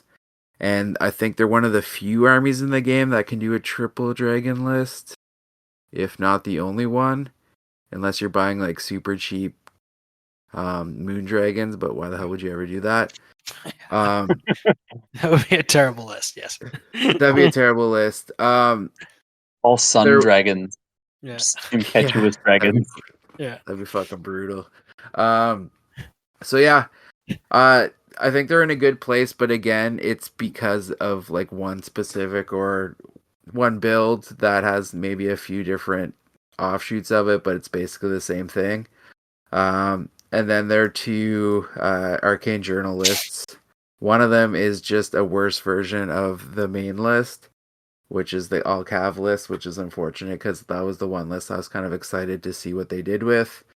And then Wolves of the Sea, you guys seem to be having some decent fun building that and practicing it, but I don't see it being like a big contender for like super competitive, which again is unfortunate because I think that's a list that a lot of people have been asking for a long time, which is a Marauder centric list, and it has a lot of cool like theme options and things in it that makes it, you know, interesting to play with, but I don't see it like doing well at big tournaments that people are, you know, going very competitive at, which is unfortunate.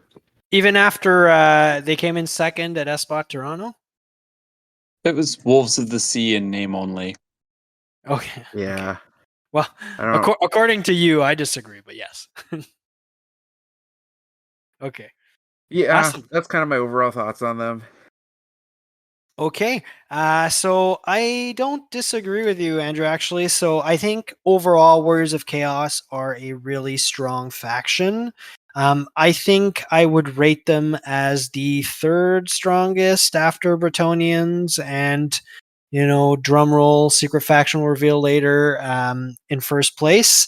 I think you're a little bit where sort of Warriors fall apart a little bit for me is they're limited in terms of the builds you can pull off.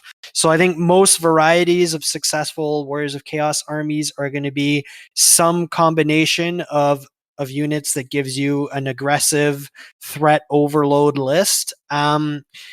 You can do a little bit of a magic dominance type list too, archetype there, but it's definitely not as good as your aggressive in your face warriors list, which I guess is in character, but I'd like to see a little bit more options there.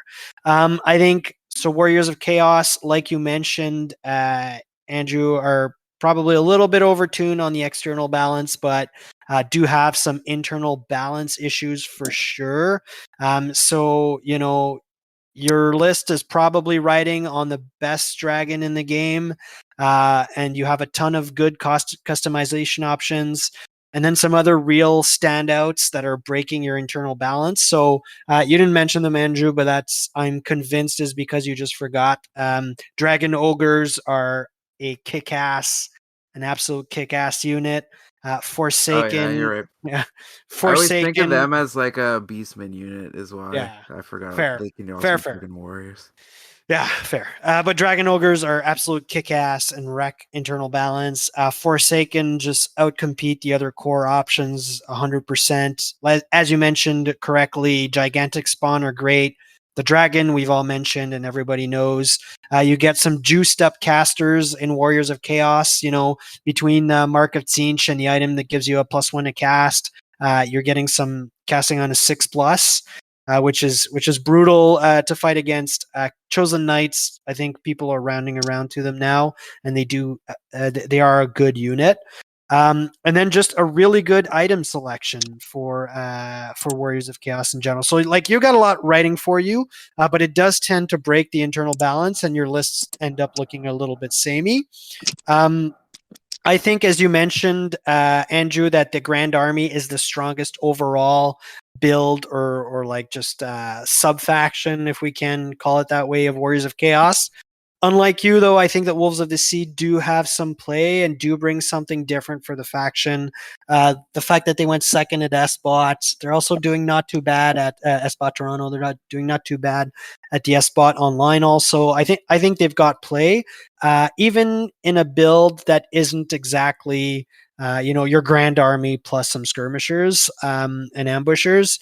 So yeah, I definitely rate them too. And then I think the Heralds, the third build, is just all right because it's riding on some really strong units, but is not at the level of the other two, either in theme or just as power level. But we've talked about this at length on this show.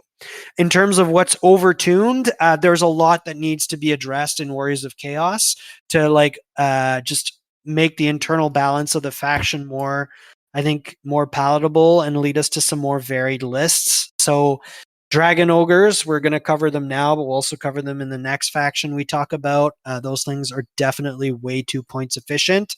I think at SBOT Toronto, we had 21 different instances of Dragon Ogres showing up across lists in the tournament and 50 players. And that just goes to show that that unit is definitely overjuiced right now.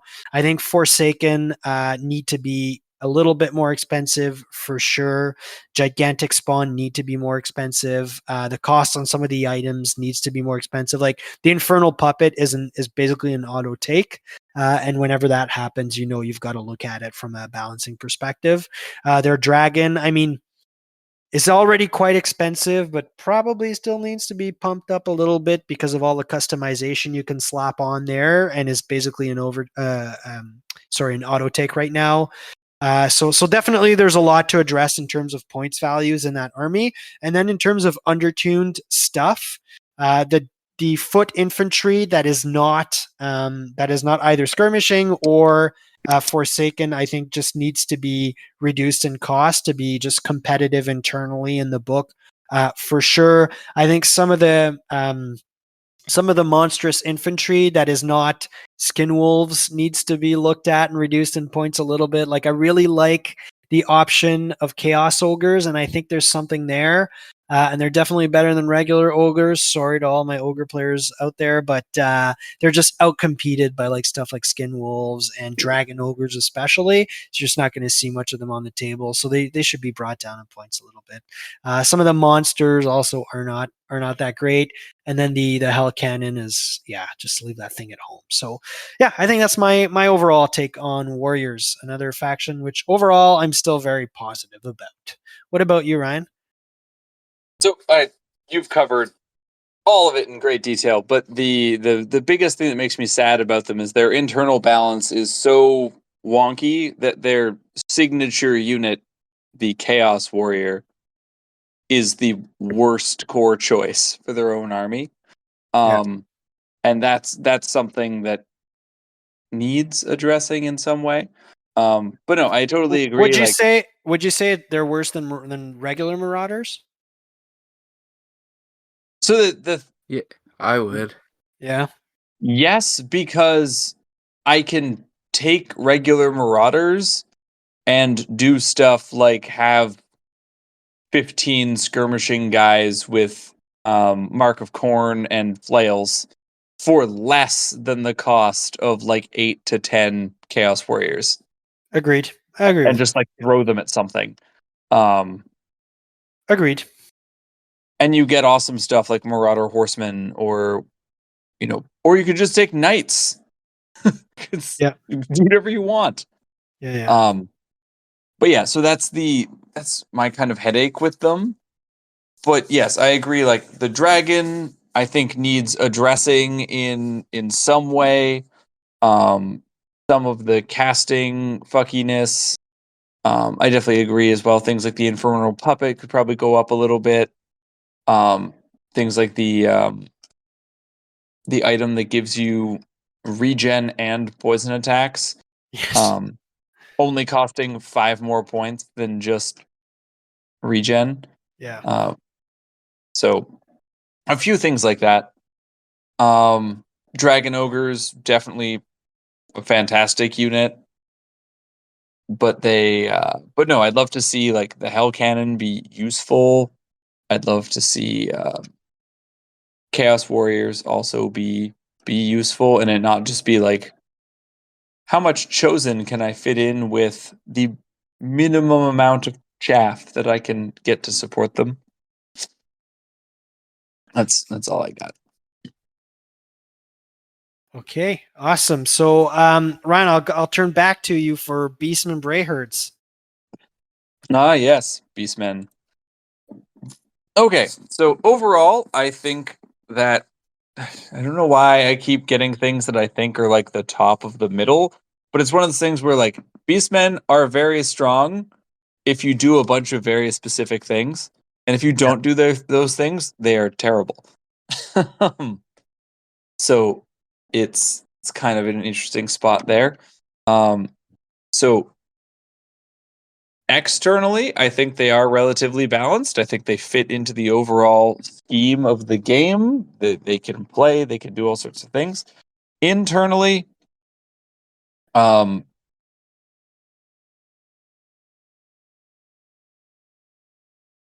of things turn up over and over and over again. caster with Vile Tide, usually possibly a second caster, the Hag Tree Fetish, Minotaurs, the Gorgon, the big quasi gianty thing that eats people, Dragon Ogres, Giant Chaos Spawn.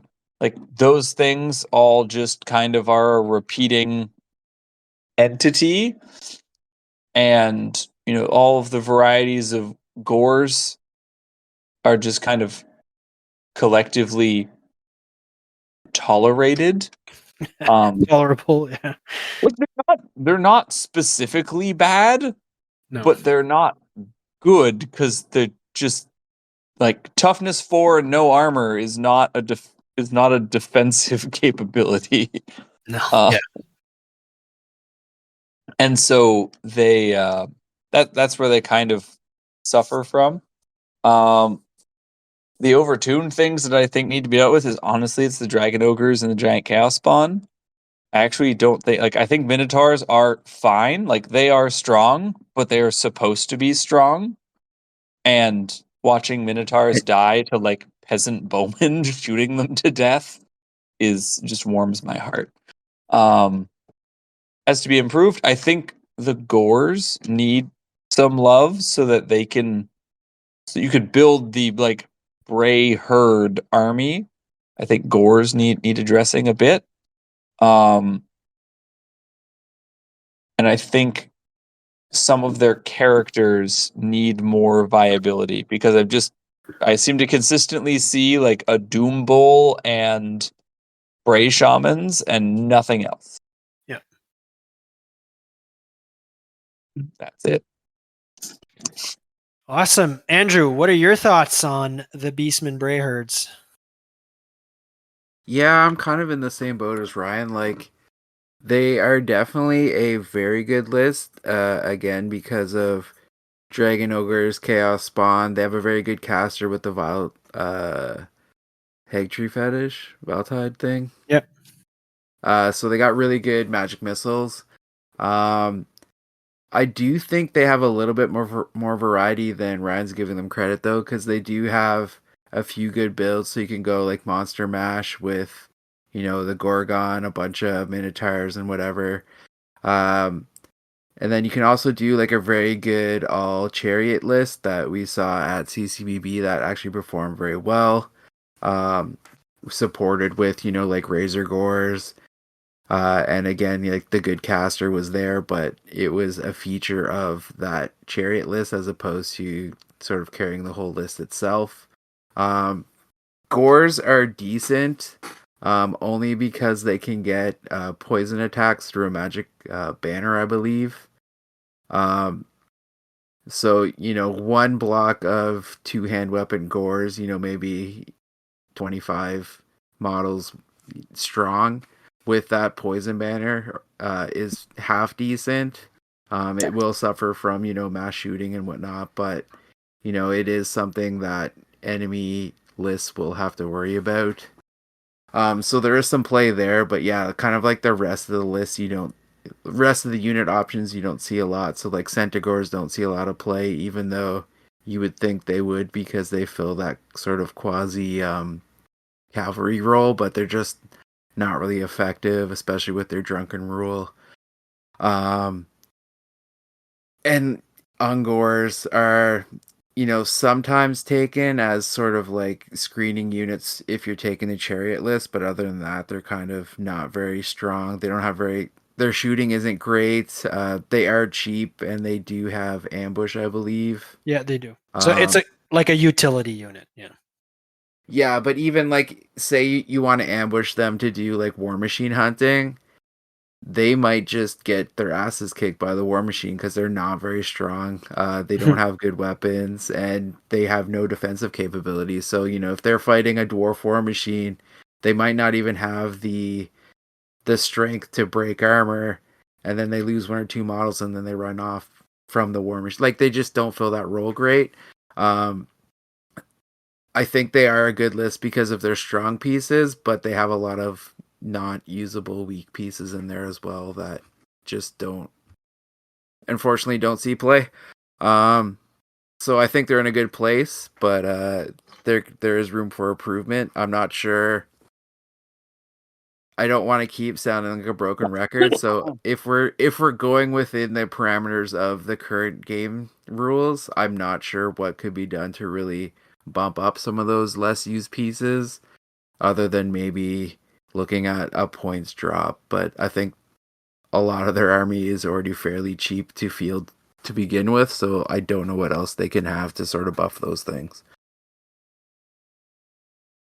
Yeah, I think it goes with, points drop is the correct answer, coupled with a points increase on the overperforming stuff, and then things will sort of level out after that, as far as I'm concerned, because it's not like most of the Beastman units have absolutely atrocious rules. Like, it's not just a bunch of hell cannons; it's more that there's just some standouts, right?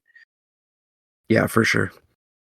Okay, so my take on Beastman Brayherds, a faction that I love aesthetically and thematically. I think people were hot on Beastman early on in the edition or when the game released, but I think that overall they're an average army in terms of power. Maybe I would say at the bottom end of the barrel for in the average group. As far as Beastman Greyherds go, I know that's not a popular take, but it's one I will definitely push and fight for. So I think they're generally a slow army, not a lot of access to Swift Stride, no access to decent or strong righted or strong monster mounts is also problematic. And I feel that overall, like, Beastman Brayherds is an army where you always take the first 800 points to your list, which is going to be that Vile Tide Hacktree Fetish Caster, which is amazing.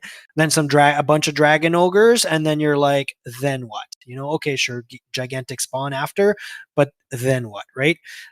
Is always the problem I have when I'm designing Beastman lists. I think the internal balance to Beastman is unfortunately also pretty wonky. So I've mentioned it, and both of you guys have mentioned it, and probably every person you've heard online has mentioned it. The caster with the Hacktree Fetish Volatile combo is a very strong piece that takes up a lot of points. The Dragon Ogres are absolutely overtuned. Gigantic Spawn is something you'll see all the time that upsets internal balance. And then finally, probably the Minotaur characters. Definitely not an external balance problem, but they just outcompete the other options in the book. I think their chariots are aggressively okay in terms of how they stack, though. I think so. Just rounding that out, external balance, I think, is decent. Actually, it's a good externally balanced army. So I'm going to echo my earlier comments with regards to Wood Elves, in that whenever you fight Beastman Brayherds, you don't say, "Oh shit, I gotta fight Beastman Brayherds." You think, "Oh shit, there's a Volatile Caster there with a Hacktree Fetish and a bunch of Dragon Ogres." So to me, that tells me that the overall external balance is good. There's just a few units that need to be addressed in that list, and then internal balance overall. I've mentioned it. All the lists end up looking the same because their internal balance is poor. In terms of things that need to get hit on the head a little bit and brought down a peg or two, definitely Dragon Ogres. They're just too good for their points. The Hacktree Fetish is an auto take in that list. You need to pump up the points on it for sure, or fix it in some other way, but I think points is the easiest way to address it. Gigantic Spawn, I think you don't see them on the table too often because people are still hobbying them up, but they are very strong, and they probably are they are too effective for their points cost when you compare them to all the other monster options in the book and what's available externally. Things that need to get buffed in the Beastman Brayherds list, I think Bestigors need some love. They're desperately looking for a role to play in the army. I think all of their monsters, aside from Gigantic Spawn, are just not great. I don't rate Gorgons. I know a lot of people do, but I don't really rate them. Giants have a bunch of problems. Jabberslives are not great. yeah, just not great. Centaurs need some love, definitely too, and probably a strange take for some of you guys out there. But I think Minotaurs, not the characters, if the characters are fine, but the regular Minotaurs probably need to be bumped up a little bit. Also, they're just so thematic and cool, and everybody wants to see a lot of Minotaurs. But the regular Minotaurs What are you talking about? Minotaurs are amazing.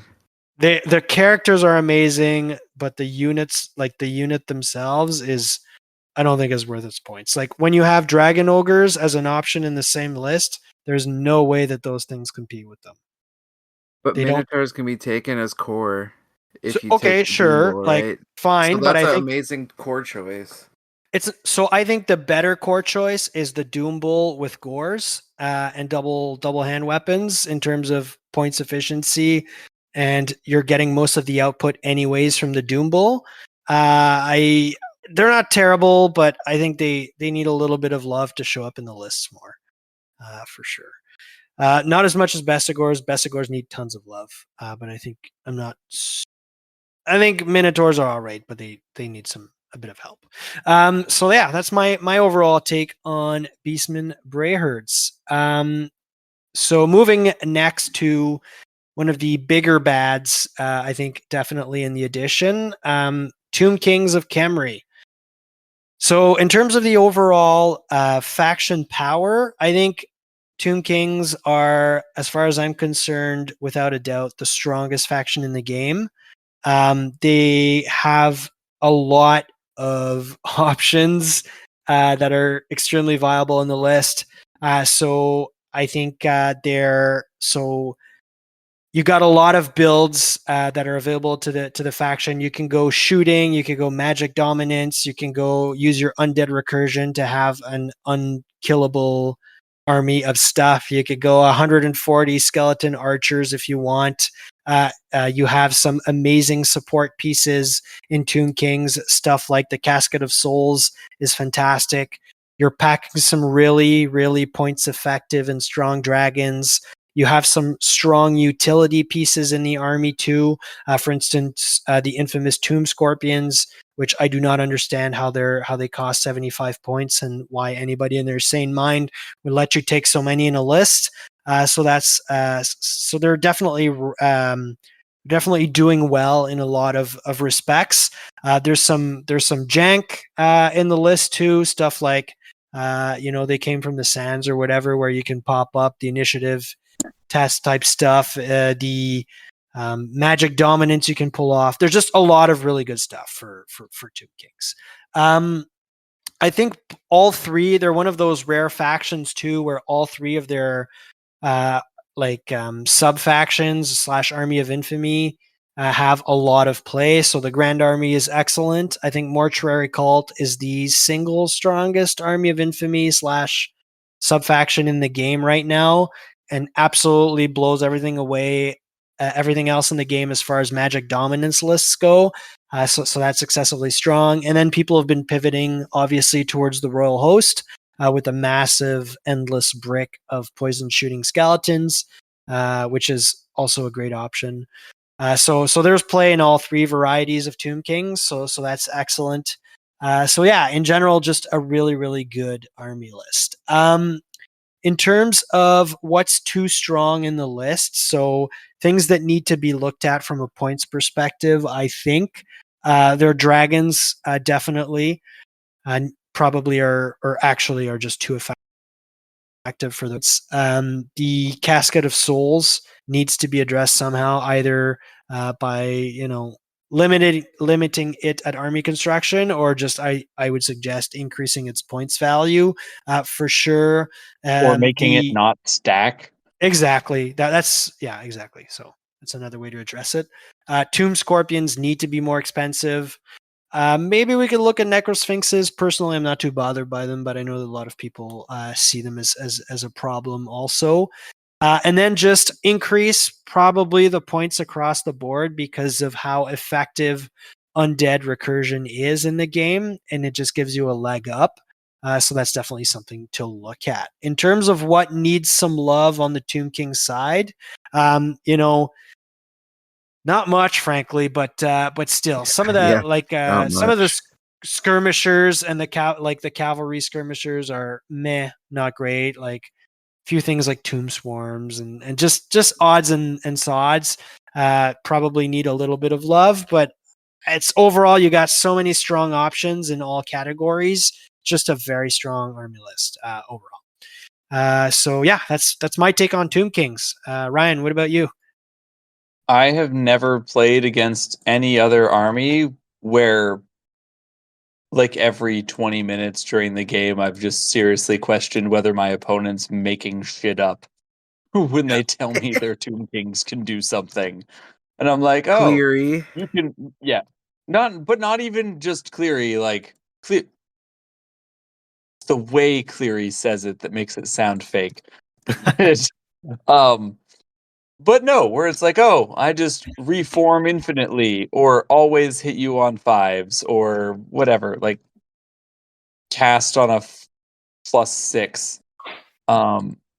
They just have an answer to every question and questions no one's asking. And it's very cool for them.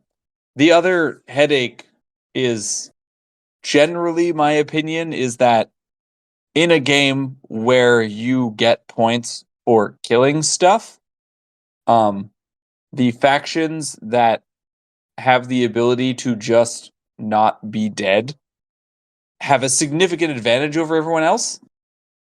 So in the grand scheme of external balance, I actually think Tomb Kings and Vampire Counts should be slightly weaker than everyone else in terms Agreed. of like offensive output, because of their ability to deny the opponent points. That's I think they definitely should not just the be more case. expensive. Yeah, but at the end of the day, if they have less stuff, their offensive power is also diminished. So like it achieves the same net Yeah. effect. Sure, but that recursion, the ability to like bring back dead models is such a huge part of like why the undead armies are good. Yes, But we're all their violently stuff is agreeing. like dirt cheap though. Like if a skeleton warrior was like 15 points or something, maybe not that high, but like let's just do this for the conversation. Like you would have less of them, and they still like skeleton warriors aren't very effective, but you can bring them back, so there should be less of them, right? And I Yeah, don't think you that's accounted for in their points cost because you can just build like huge fucking hordes of them. And it's like cool, I 130. killed Yeah.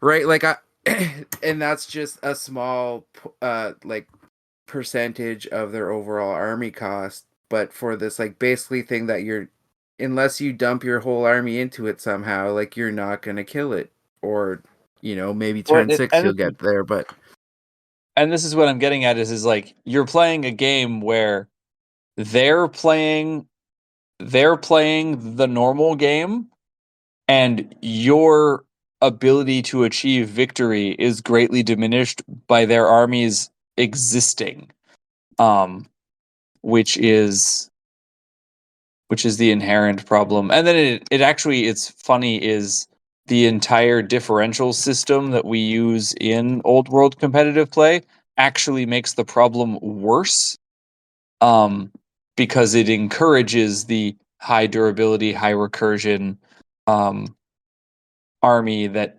prevents your opponent from getting points off of you. right, No, agreed. And I think like yeah, one thing we haven't mentioned also Ushabti is just a very strong unit, like Bo Ushabti specifically. And going back to what you said, Ryan, where they have things that other people can't do. Like all the other armies in the game can take 3 bolt throwers, but you can have 12, and then you can resurrect them. What the hell? But all that being said, I think despite all our moaning, and especially my personal moaning against Tomb Kings over the last few months, I still think they're not broken. Truly, I still think that their external balance is wonky, but they still have a place in the game. They're not winning everything. They're not broken. They're just the strongest option. Yeah. Definitely. Okay, cool. So we'll leave Tomb Kings and Port Cleary aside and move over to the Legacy factions. So, Andrew, I'm gonna give you the opportunity to lead us off on your faction of predilection, Dark Elves. Um, I think Dark Elves are a little bit slept on. I'm not saying they're top of the pack. They're definitely not. They're very mid. And again, they kind of only have one really good competitive viable build, which is I have a dragon, a level 4, and the rest is just skirmishing stuff. I know my main tournament list is not that, and I've done fairly well with it. But that list also has a lot of issues that it can't compete with. So I think again, just because of elves inherently, I think they all kind of want to just build a avoidance army that has a dragon doing most of the heavy lifting with magic support. And that's kind of where Dark Elves fit, and they're probably the worst at it compared to the other. They're probably better at it than High Elves, but definitely not better at it than Wood Elves. Sorry, were you gonna say something? Yeah, I was gonna say, especially in the straight matchup against High Elves with the hatred all the time. Yeah, I mean that helps, but Mhm. again, Dark Elves have better tools to do that Yep. avoidance as well. Like Dark Riders are core, and they're I think personally better than Illyrian Reavers just because they have I think one, or they can purchase one better pip of armor, and with the double shots they're just getting more shots out for the same amount of models. Sure, they suffer like a -1 to their shooting penalty, but they're elves, so it's already pretty good to begin with. And yeah, like repeater crossbows are just better than the elf bows in general. Um, their magic specific lore isn't really that useful, especially after Word of Pain got the nerf from being reduce your weapon skill to 1 to just -1. They have a very good dragon. Two key items they can take is the Pendant of Caliph, which is a 5 board save against strength 4 or less. Oh, sorry. Yeah, or a 4 board save against strength 5 or more. And then they have the Shield of Garand, which reduces the strength of attacks directed against them by 1. It makes them very tanky if you go that way. Unfortunately, they don't have access to the triple save, so they can't get a regen, but overall, they're a fairly effective dragon. And then their level 4 can be mounted on a Pegasus, which makes them very mobile. And because you're taking the pendant on either your dragon or, I guess, the wizard, it leaves the Talisman of Protection available for that caster as well. So yeah, I think they're good, and I think a lot of people sleep on them because they're sort of 8th ed list didn't transfer over as well because a lot of their foot options aren't just good on the board. I think people sleep on that, but they are doing fairly good in tournaments I've seen. I did well at SBOT TO. So yeah, I think they're better than people give them credit for, but they're not. They're definitely not close to the top. They're mid, if not lower mid. Anything you think is overtuned and needs to be pointed more more strongly, or on the other hand needs to be reduced in cost? I mean, their dragon is fairly cheap. So if they were gonna tune something down, it would be the dragon. But at the same time, that's kind of like the main piece keeping the Dark Elf army list relevant. So I'd be very remiss to try to reduce that for them unless they're finding ways to buff the rest of the army. Yeah. Yeah. Awesome. I don't know. What are your guys' thoughts? Yeah, I think so. Yeah, I generally agree with you, Andrew. As far as Dark Elves go, I also rate them more highly than most people do. I think overall they're a pretty squarely average army. People crap on them all the time, but yeah, they're not that bad. Like Andrew said, I think like you said very well, Andrew, at the start of the episode, is that all three Elvish factions have a massive internal balance issue, and it's not great with Dark Elves either. Like you mentioned, a very, very good dragon on the Dark Elf side, probably one of the better dragons. They have excellent skirmishers, both mounted, especially mounted, and even their foot skirmishers, the shades are not bad too either. I don't hate the monsters on the Dark Elf side. I think they have access to great magic lores. They have the best lore selection of, I would say, like basic base book lore selection of the three Elvish races. You've got, I think, more magic items than the one you talked about that are worth it, Andrew. So definitely the Pendant of Calith and the Shield of Grond are two real standouts. But I like the AP -1 banner that you can throw on any unit. That's a really good one. I also like, I forget the name, you'll know, but the item that lets you cast your spells from further afar, so that you can The toss. arcane familiar. Yeah, the Arcane Familiar to toss a nice pillar of fire from across the board out of the spell range, that kind of stuff. Like, there's options. In terms of list variety, Andrew really hit the nail on the head there, so I won't elaborate much more. It's limited in terms of what you really want to take at a competitive event like level. In terms of what's overtuned, it goes along the lines of basically the two other Elvish factions, whereas the dragon is just, I get it. If you pump that thing up in points and change nothing else, you're gonna crash and burn the army. But in terms of favoring internal balance, it probably needs to be pumped up a little bit in cost. Same for Dark Riders and Shades, and then I think the rest of the army can be brought down a little bit. Just to compensate and open up your options in terms of list design and things you're looking at. Yeah, so that's my take on Dark Elves. What about you, Ryan? I don't have anything to add. You guys didn't cover. That was like, I've only played it into them like twice, and yeah, that's all. Okay, fine.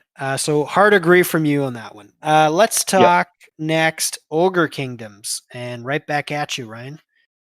Yeah, so ogres are in kind of an interesting spot for me where they can kind of look big and scary, but again, toughness 4 in and of itself is not a defensive profile.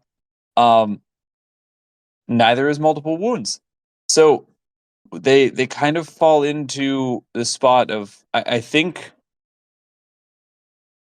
that they're towards the bottom of the middle or the top of the bottom. You could build like a kind of aggressive, angry, annoying army, but every time I've run into them, I've like run them off the table with like mounted yeomen and peasant archers and things like that. So I just don't feel the sense of durability that they're supposed to be giving off. Um, as to their internal balance, I honestly don't know. I don't think it's great because I only see the same like 4 units over and over again. Um, their external balance is terrible because they're one of the few armies I think that hasn't even placed significantly in an event. Um, and I honestly like don't know them inside and out well enough to think what needs nerfing or fixing per se on like a unit by unit level. I just think overall maybe they just need to be a little cheaper so they have a little more meat to them, or they need something to help get them a way to not like die. But every time I've run into them, like they're just getting like run roughshod by Knights of the Realm or shot off the table by skirmishing peasants. So yeah. Yeah. So let's go to Andrew first, and then we'll head to me for that one. Yeah, when the game first dropped, I did look very seriously at Ogre Kingdoms. They're one of those factions that kind of, I don't know, gets my juices flowing. Like I like the idea behind them. I think their biggest weakness is like basically everything other than characters is weapon skill 3. So you look at these models and it's like, cool, I have a bunch of attacks. I got, decent strength, especially with great weapons. It's very good. Um, but they just can't hit fuck all. Like everyone's kind of scared of the Mornfang Cav. And yeah, when they hit, it's good, but like weapon skill 3 just lets them down so often. A lot of times they're hitting on 4s or sometimes 5 against, higher weapon skill stuff, and it's just not great. And they, because it's such a low model count army, like sure, each model might have 2 or 3 attacks, but you might only have a few that are actually in base contact. So you're not getting the full benefit of that. Whereas like if you're on a 30 mil base, you'd have more models in to multiply the amount of attacks you're getting on, whatever you're trying to kill. So I think they suffer because of that. And basically like the stuff Ryan said too is like you don't see a lot of ogre list placing, and I feel like that might be part of the problem there. They also don't really have like a very effective casters. Like they're very slow. I don't think their casters can get any sort of mount. No. So their casters just walking unless you give them like the thing I always take on my wizard, flying carpet. But that's kind of like eating into your magic point allowance. So it's like, is that the best choice? So like they kind of suffer in that regard, and they're, they're decently fast, but like, again, they just don't have a ton of Cavs. So it's like Cavs going to pick the fights. Cavs probably going to run through them before they even get to attack. And even if they do swing back, like they're just not effective at it. So it's unfortunate because they are a cool army. If there was one thing like to change that I would think is, I don't think they have very many overtune units, but like just giving maybe their like special and rare choices a bump up in weapon skill would go a long way to make them a lot more effective on the board. Absolutely. What do you think, Kevin? Yeah, I agree with you, man. Like I love ogres aesthetically and thematically, along with beastmen. Well, Chaos Dwarfs is also there, but like beastmen and ogres are my two favorite factions, I would say. But ogres are just not in a good place, frankly. I mean, I think they're below average in terms of their power level. You can make an effective monster mash list with accompanied with some Mornfang, and then that's just really it. And it's sad because I love the army aesthetically, but you can't really play it like most people would want to play it. Their external balance, I think, is poor because they are underpowered. They're too costly for what they bring to the table. I think Ryan, you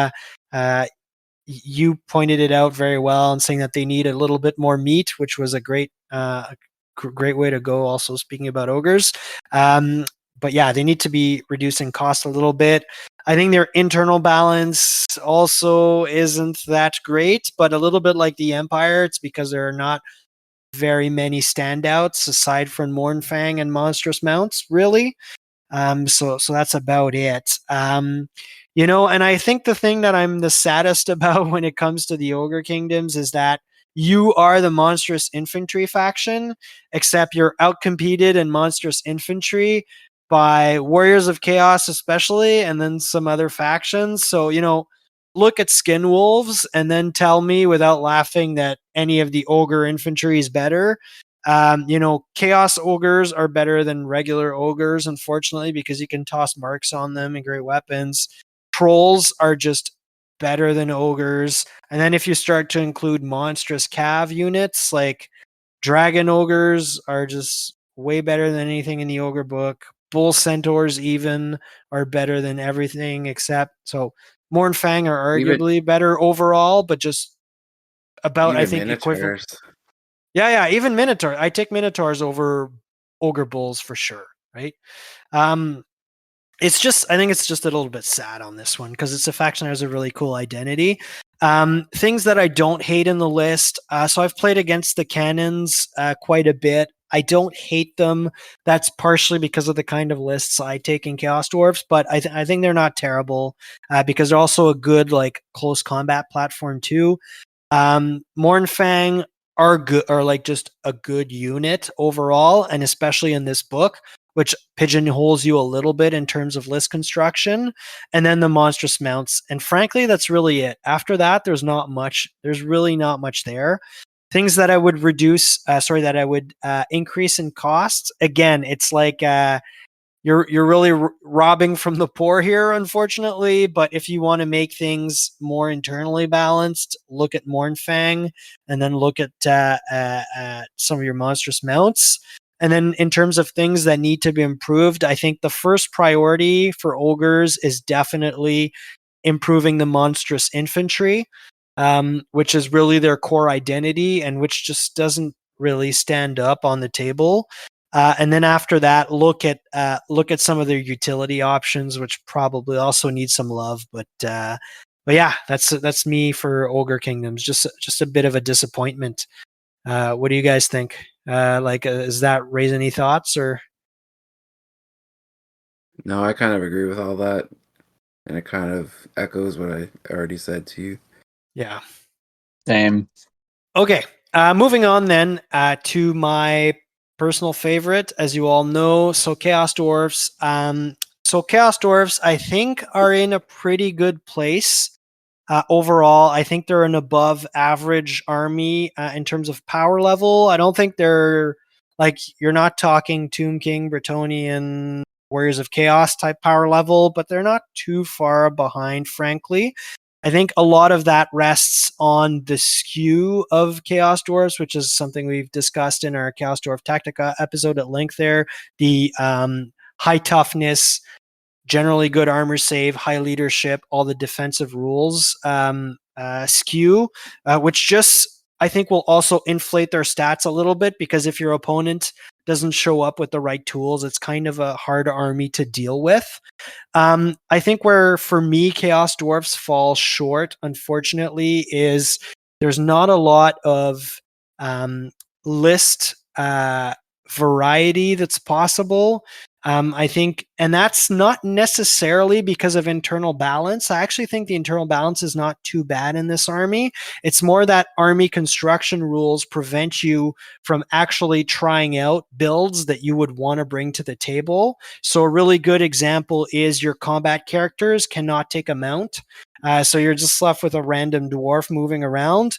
Versus you've got the option to take a Black Orc War Boss on Wyvern, or even a mounted caster, which can sort of double as an okay fighter, which like limits list construction. You can't take any fast movers in core, which would really open up your army construction. So it would be an absolutely different world if you could take, for instance, Bull Centaurs in core. I think that would be it would just radically change army construction and bring new builds to the table, much more aggressive Chaos Dwarf builds, for instance. Or even if you could just take Hobgoblin Wolf Riders in core, like, you'd see a lot more list variety. So I think their overall external balance is good. They might seem a little bit overpowered. I wouldn't necessarily disagree, but I think a lot of that rests on the skew list. I think their internal balance is generally better than most factions out there.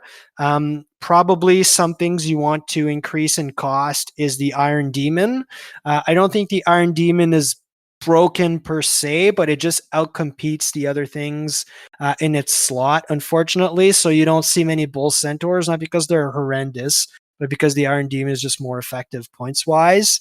Again, I go back to the Black Orc War Boss, which I mentioned in Orcs and Goblins being too effective for its points level. That needs to be increased in points for sure. I think the Chaos, if you're not going to let us take the combat characters on mounts, the price of the Sorcerer Prophets on Great and Bale Tauruses, as well as Lamassus, probably needs to be decreased so that you actually see them more often. Like, you can easily make a 500 and plus point, 550 point even Sorcerer Prophet on Bale Taurus, but that thing just does not equate the power level of a Chaos Lord on Dragon or some of the other dragons that you see out there. Not even close. So I think that's a bit of a miss too. In terms of things that need to be bumped up, frankly, not much in the army needs to be improved. Kadai Fireborn needs some love because they're atrocious and they're never going to sort of hit the tables. And then I think also the war machines need some love. Like, I'm partial to Hobgoblin Bolt Throwers. I think the other ones just aren't cost effective and don't, and unfortunately are not as competitive as the other options in the other armies. So it's a little bit like Ogre Kingdoms, where part of their core identity, which is war machines, just doesn't really sell and just doesn't. You don't really want to bring it to the table for like to be a good effective unit. It's just for aesthetic reasons and thematic reasons. So overall, a strong army. I think decent external balance, surprisingly good internal balance, but unfortunately limited in terms of list construction and list archetypes. So that would be my take on Chaos Dwarfs. You guys have faced them though, especially Ryan. You've played into a lot of Chaos Dwarfs. What's your opinion? So generally, again, you hit a lot of it. Like, they do suffer from the fact that, like, they were barely an army in olden times, so they just don't have a lot of unit variety. And then on top of that, by being a legacy faction, they have even further kind of weird internal limitations. Like, they do bring strong stuff, but as you said, like, toughness skew is a big thing they can do. It's a pain. Every other archetype that they can bring isn't going to be as irksome. No, I will say I have had a harder time killing an Iron Demon than I've had killing a dragon. For whatever reason. So yeah, it's just you need to have the right tools, right? So exactly, and that's like, when I show up and I'm ready to monster slay or something, being a heavy chariot doesn't help. yeah, So they're no, I think they're great. I think that they're quite strong if you play into their strengths. Yeah. But I think it's also very easy to build what could be a thematic army that would be competitively, like, very, very bad. Yeah, and you see it in some of the stats out there, frankly. Like, you tend to see people do very well, and then people do very, very poorly with the army because of exactly what you just mentioned.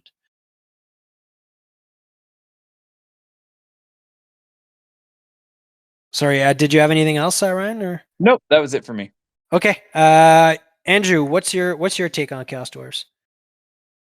I think you covered the main like overview of the army. Like, I think they're another one of those armies, kind of like Dark Elves, that a lot of people sleep on. Maybe it's just because they don't have a lot of experience either using or facing it. Mm-hmm. But they have a lot of really good tools that allows them to be effective. And I think they're one of like the few armies that actually does do rank and flank a little bit better than everyone else, just because of how tough their mainline units are. Yeah. Or you go with like the big fucking hobgoblin block shooting arrows, and just trying to have to like cut your way through 100 hobgoblins or whatever. Not that many, but you know what I mean. Yeah. So they have a lot of effective ways to build the list, but I think also, like Ryan said, if you're going for a more thematic list, and I even ran into that problem when I was trying to make a list for our Chaos Dwarf episode. It's like I want to do sort of a classic shooty corner castle gun line, and it forced me out of taking some of the more effective units just I think there's a few things that work really well in that list, and it helps them compete on a higher competitive level. But there's also a lot of stuff in there that you wouldn't want to take just because it's maybe not as a points efficient, or they just because the game is very different than what their strength would probably be, which is they don't have a lot of cav. Like, yes, bull centers are great, but they're also really points heavy. And they do have their own like sort of internal flaws. Yeah, I think they can struggle against certain armies, but they can also catch other armies off guard just by how tough they can be. Yep. Agreed. Okay, so moving on, right back at you, Andrew, to talk about Skaven. Yes, this is probably the army I know least about. I did have a quick look through their list earlier today just to get ready for this episode. It doesn't look great to me as an armchair general reading their list. They they have some tools that seem okay, like their wizard is okay. The Hellpit Abomination seems like actually pretty cool and can be problematic for some armies to deal with. But other than that, I'm not seeing a lot of good here. Like their war machines are kind of like they're okay, I guess, but I understand why they're not placing in any tournaments, and that a lot of people have kind of soured on them. Is just they have a lot of cool stuff and they're very like thematic and interesting army, but rules wise, like they're just really let down by some of the weird limitations that GW put on, like even their options for characters. Yeah, I don't know. Like they're in a tough spot. I'd probably put them at the very bottom of like the power levels here, and not like most of the stuff we've gone over. Like we're like, oh, they're middle of the pack. Oh, they're higher in the pack. That pack is also very tight. These guys are by far and large like way below everything else in the game, I feel, and it's pretty unfortunate. And I don't even know where you begin to like fix them. Like first of all, probably take away the weird character and unit limitations that were placed on them, like the 1 per 1,000 stuff. I think that would help open up the list a bit, and then maybe just give them all a general sort of stats buff. But again, they're 100% rank and flank army in a cav and monster centric game right now, and I think they really struggle because of that. What do you think, Kevin? Yeah, I think yikes. Skaven are in a rough place. I agree with you. I mean, and it's unfortunate because it's an army that people are really passionate about and they like. And unfortunately, it doesn't play at all how people want it to play and how people want to build their lists. I still think there's a little bit of there's one viable list in here, and it's your poison shooting Night Runner horde build. But that's more saying something about poison shooting really than it is about Skaven. I mean, I've spent quite a bit of time trying to build Skaven lists to see if there's anything that can be done, and it's really, really difficult. I mean, some people have taken them in the UK and in the UK especially to tournament wins. But again, that's really on a very narrow build.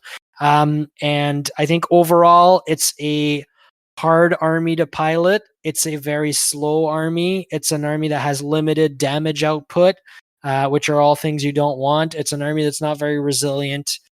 Some things, if we're going to give them some golden stars there to pump up their morale a little bit, I think their magic is decent, as you pointed out, Andrew.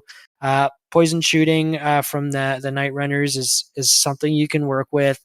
I don't hate Gisele's either in terms of long range, pretty effective shooting, ballistic shooting. I think they have a few utility pieces that you can sort of work with, like giant rats. Unfortunately, Andrew, I don't rate the Help It Abomination very much, but yeah, overall, it's just very difficult. Even items, like there's a few decent banners in there and stuff, but there's just not much to put them on. Yeah, so in terms of things that need to be reduced in points, I'm actually not going to go there just because, sorry, that need to be increased in points. I'm not going to go there just because you'd be really robbing the, the destitute at that point. And there you'd be, yeah, there's just not much to go on. In terms of things that need to be reduced in points or pumped up otherwise, most of the army, frankly. I think you can leave the Night Runners, the Giselles, the Giant Rats, and the Grey Seers as is, and the rest needs some love, basically. So yeah, I don't know. I'll stop there for Skaven. It's just a bit of a rough go. Feels like I'm beating a dead horse at this point. What are your thoughts, Ryan? No, I'm in the same boat. Like, I think that the potential would be really cool. Could have been done some very interesting things with like swift stride and infantry units and stuff like that. But the way Yep. they're set up right now, it's like doing trigonometry to build an army because it's like, oh, I want this capability, so I have to take this character. Yeah. But the character doesn't even like add all that much value to that capability. And then you have a whole bunch of like almost mutually exclusive choices that kind of knock each other out. But then everything's relatively cheap. So like you get to the point where it's like I'm trying to fill my like rare slot and I literally can't even spend enough points to do that. Yeah. So they just don't help the player make an army, and then once they've made an army, the army is also just not good at the game being played. Yeah. So yeah, that's it.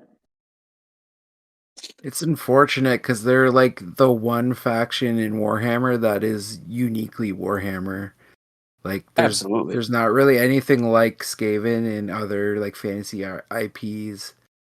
So it's sad to see them in this state because you'd think, like, I understand, I guess, the internal politics at GW, why they're not like a core faction or anything, but at the same time it's like this is the one thing that is uniquely Warhammer that, you know, any other game I doesn't really mean, have. Andrew, you've heard the reason why in terms of internal politics. I'm not sure you understand and agree with it, but yeah.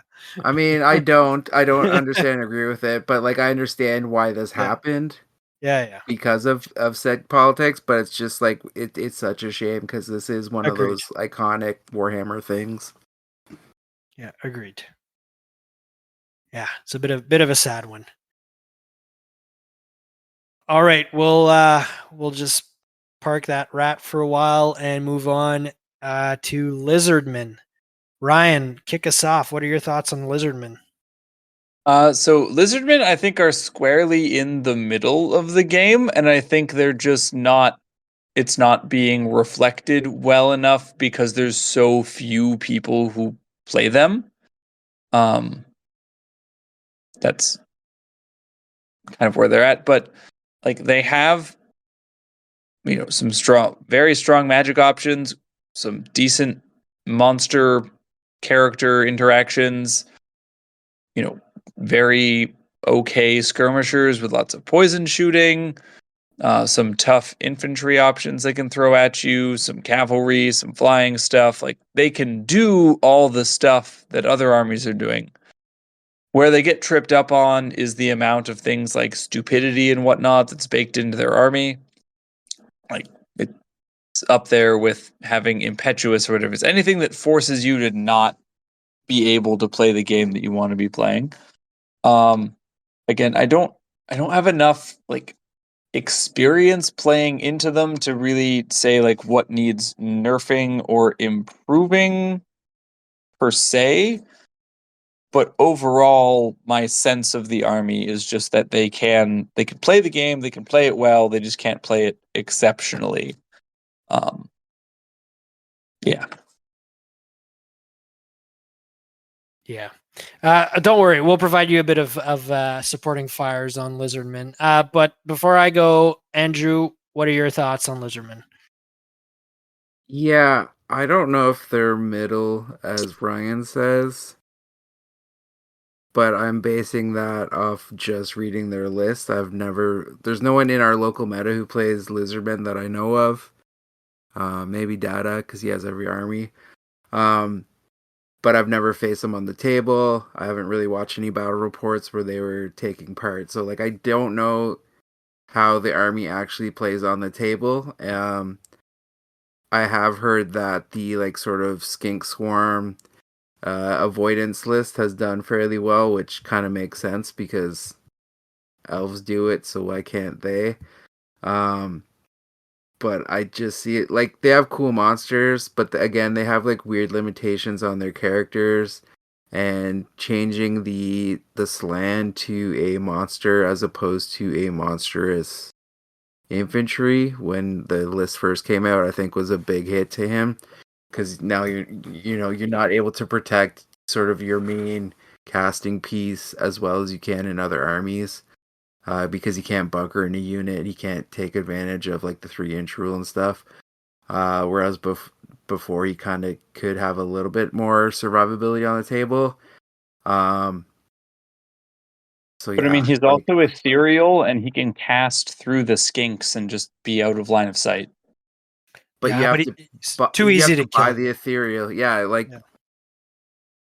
it was just better before, and it was kind of It, like a kick in the nuts for them to do that because like it's not like Lizardmen were OP broken the way they were before. Well, Um, they had a pretty fucking dominant magic phase, how they used to work before, though.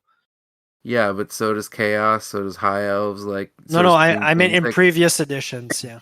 oh yeah, but like we shouldn't be basing rules changes on how good they were in previous editions. Yeah, in previous editions, Lizardmen were ridiculously good, um, but now they're just kind of eh. Yeah. Like they're not Skaven bad, but they're not. I'd put them on the same level as maybe like Empire. Like there's some play here, but like not a lot. And any any kind of list build they go for, like another army's gonna be doing it better.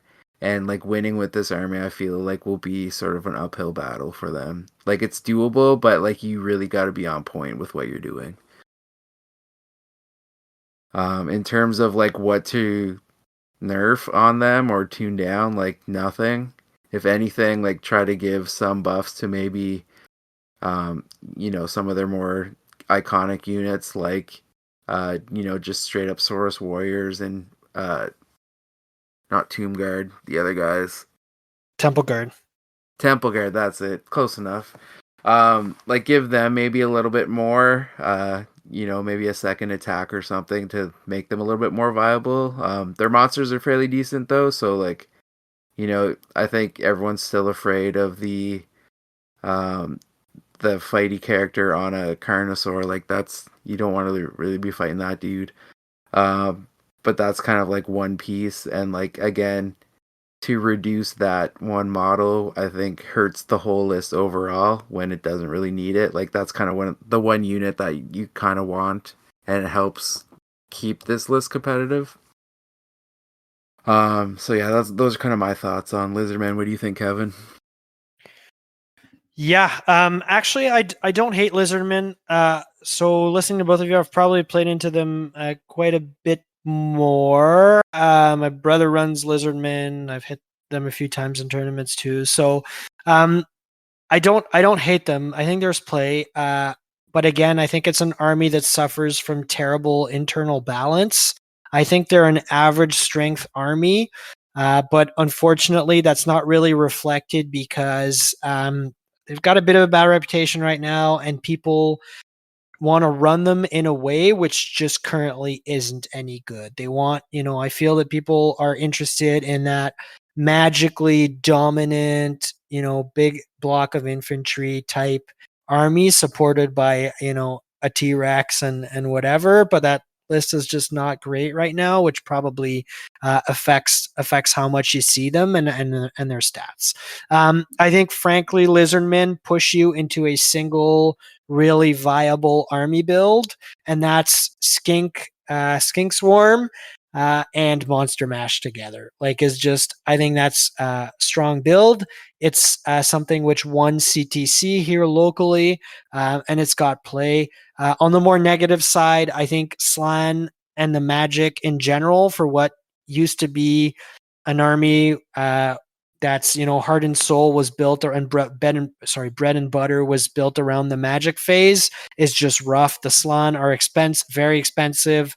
They're too easy to kill. You can't make them, I get that ethereal helps, but you can't make them as resilient as some of the casters in the other armies. And then making them difficult to hide because they're monstrous creatures certainly doesn't help. If your enemy's packing any kind of ballistic shooting worth its salt, leave that Slann behind some line of sight blocking terrain all game, because you're in trouble otherwise. On the negative side, it's a difficult army to navigate in terms of army construction. Also, as Andrew mentioned, it's just unfortunate your combat characters and your skink priests are competing for the same slots, which just kind of sucks. And then your infantry is okay, but it's not good enough to want to bring to the table when you've got skinks. And I think skinks are just crazy good. So yeah, in terms of just really good tools, as I mentioned, strong monsters, the Carnosaurs are just really good. The engines pack some surprising shooting output, especially when you add on skinks, which again I mentioned are great. Your lone operator type Scarvet on a cold one can also do a lot of work because it has some really good stats. So there's that too. But really, it boils down to skinks and Monster Mash. I think things that you need to tone down in Lizardmen, absolutely. Again, I mentioned them 4 times. I think skinks are way too points effective, and they just internally outcompete anything else in the core slot and on the infantry side of the house for Lizardmen, so that needs to be addressed. I also think that their monsters, if you want to increase the variety of builds, you need to probably make some of the monsters more expensive. So Carnosaurs are just probably the first one that comes to mind. Beyond that, in terms of what needs to be buffed up a little bit or reduced in points price to see the table more, for sure, Temple Guard need to really find a place to be. I think just because of how core it is to the identity of the faction, the Slann needs to be looked at for sure. Then some of the utility pieces are just not very good at all. So anyways, in a bit of a rough place, but you do get some, you do have a winning list in there for sure, right off the back of Skinks and Monsters. Any thoughts regarding that?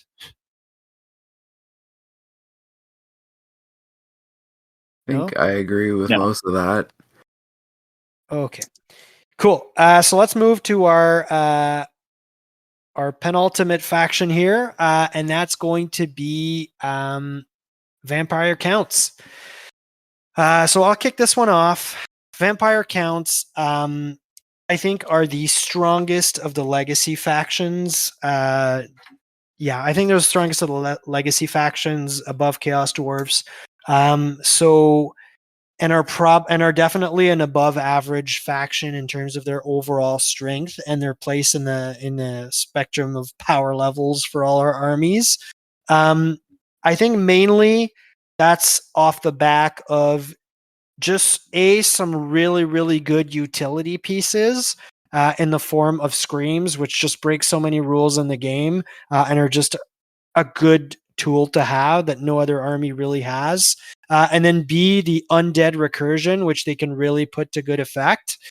Those are they're basically leaders in those two abilities across the game. And then you can combine some really strong additional pieces to that to really come up with some winning lists. So the Master Necromancer level 4 caster on the Mortis engine is really, really strong, of like an excessively strong piece, which probably needs to be looked at a little bit.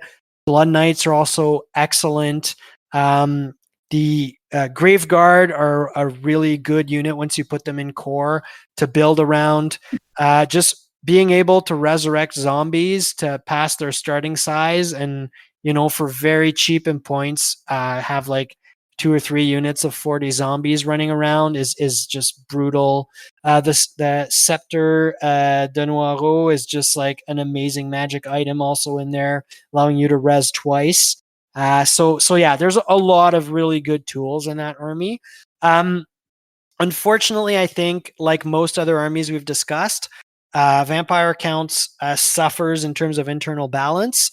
So in the character slot, Master Necromancers are just so dominant that you don't really have a case to bring Vampire Lords or was it Ghoul Kings or whatever they're called now. But yeah, so that's a bit of a rough one. In the core slot, I think most options are good, but like things like skeletons don't see play because internally they just don't rank up. They're like between a rock and a hard place of zombies and grave guards. Like the dogs are good also. There's just really a lot of good options there. You can also play with ethereal if you want to. So yeah, overall a really, really strong faction. Which suffers from unfortunately poor internal balance in some cases. Which really brings you towards one type of army list construct also, and that's a lot of screams. Potentially, bring in Blood Knights to taste, and a lot of zombies, and then Bob's your uncle after that. Things that need to be brought down in or brought up, in points or reduced in terms of efficiency. The Mortis engine is a problem for sure. I think zombies probably need to be a little bit more expensive because they're like the only unit in the game that you can double its size and just for basically no points and tar pit something up extremely effectively. Blood Knights probably a little bit too cost effective when you compare them to the other heavy cavalry in the game. Banshees, Tomb Banshees need to have their points increased for sure for what they bring to the table. And then in terms of things that could probably use a little bit of love, basic skeletons are just not really good right now. The Vampire Lord, which is just the coolest thing in the faction, a decked out Vampire Lord, needs to really have a bit more of a place at the table. Same for the Ghoul King. Which again, you could build a really cool ghoul themed army out of this, but the internal balance makes it just not really palatable. I rate basic crypt ghouls, by the way, but all the other ghoul options are just not that great. So yeah, those are some things definitely to look at. Zombie dragons also need some love. Anyways, they're very, very strong army overall. Poor internal balance. Really good options in there. Really good items also. So yeah, it's a faction I like. I think it's a very strong faction. But I'll stop there. That was a bit rambly near the end. Over to you, Ryan. No, I agree. Generally, the same thing is very strong, but poor internal balance. There's a lot of ways you can go wrong with units and stuff. And additionally, I think they get back to the same issue as Tomb Kings is like, to your point of Blood Knights, like, could they be more expensive? They're already more expensive than Grail Knights. Yeah, but they're better and they can be brought back. What I'm saying is like, but I mean, arguably, they can be brought back is the thing that makes them better. But like, the two units are otherwise almost identical, other than having full plate. In terms of like combat output, they have the same number of attacks at the same strength, etc. Imagine a world where you could bring 8 Grail Knights back a turn. Right, now we're talking. This is the point that I'm making, though, is by themselves they're not better. The fact that they're actually worse economically, but the fact they can be brought back means that they're better. Yeah, and that the cost of infinite recursion is not baked into their value. Much like the zombies, the issue. Like it's just across the undead in general is everything's probably costed correctly if it didn't have the ability to come back infinitely, but it does. Mortis Engine, fantastic entity, has kind of the same issue I have with the Casket of Casket. Souls. I don't know why undead are the only entity in the game that have auras that stack of the same ability. Nothing else does. Yeah. So those things get a little silly, and yeah, it just feels bad that the vampire count of the vampire counts army is not something you want to take. I also again take issue with some of the like you must take this to take this other thing. Yeah. It gets weird with having like a whole bunch of white kings in your army just so that you can take Graveguard or Black Knights in core and whatnot. Yeah. And I actually object to the scream mechanic entirely. Like I don't think it should be able to scream into combat or to just like be the only thing that can just snipe lone characters in the entire game. That's not a sniper rifle. But that's my thoughts. Sure. What about you, Andrew? What's your take on vampire counts? I mean, I think you guys have covered most of it.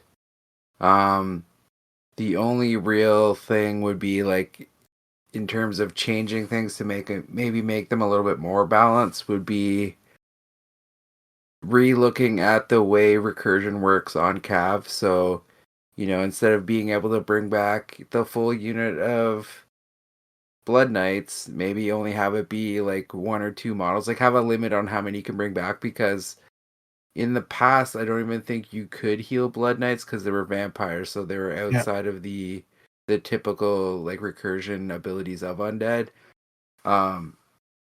So that even just addressing that would have a big way of sort of changing the internal balance of the list. And what was the other? Oh, screams. Just have them follow regular ballistic skill shooting rules, and I think that would clean up a lot. Like it'd still be very powerful, Agreed. especially against like dragons and stuff and lone sort of characters out there. But like just being able to, and even like as like so like even if they just had it as okay, you roll your ballistic skill to hit and then keep all the same rules for wounding, I think that would be fine. But being able to, snipe characters and units, like Ryan said, even if they're in combat, like that's just very strange. And, how the hell do you project your voice in a way to snipe out one person? Like even like fluff wise, it kind of doesn't even make sense. Mhm. So it's a very weird rule, and it kind of feels like maybe it was a holdover from before Legacy was dropped from the game, and then all these other armies kind of got fleshed out more, and like vampire counts kind of just stayed the way it was at the time of whenever that break from being a supported faction is. Other than that, like, yeah, it'd be nice to see vampires take a more prominent role in the list because the whole list is named after them. Again, I believe in previous iterations of the game, like your vampire count was still your general, even if he wasn't the strongest wizard. Yeah. And your wizard was just kind of like the guy keeping the army alive, but the vampire count still had all the like he was the general. He had all the abilities of the general. I think that would have been a better way to do it and would have helped differentiate it a little bit more from like the Tomb King's way of doing things. But other than that, like that's kind of my thoughts on vampire counts. Like I think they're very strong. I think they're up there with some of the best of them. Maybe not as high as say like Warriors of Chaos or Tomb Kings, but they're pretty close up there. Yeah, like a top 5, 6 type area. Yeah, army. for sure. Okay. I agree. I agree with everything there. Which brings us to our final faction, Chaos Demons. I can kick this one off too. So, Chaos Demons. I don't think they're a terrible army. They definitely have some standouts. However, I think there's some pretty poor army construction limitations built in, which kind of again prevent people from doing what they'd like to do with the army. I think that despite that being said, you do have some pretty decent units that you can build around. I think overall, I would put them sort of near the bottom of the average power level army or average strength army, maybe even in the below average. But you can build something good out of them, a good competitive list. The problem I sort of have with the lists you have to build to get there is that you kind of have to kill your theme to get there.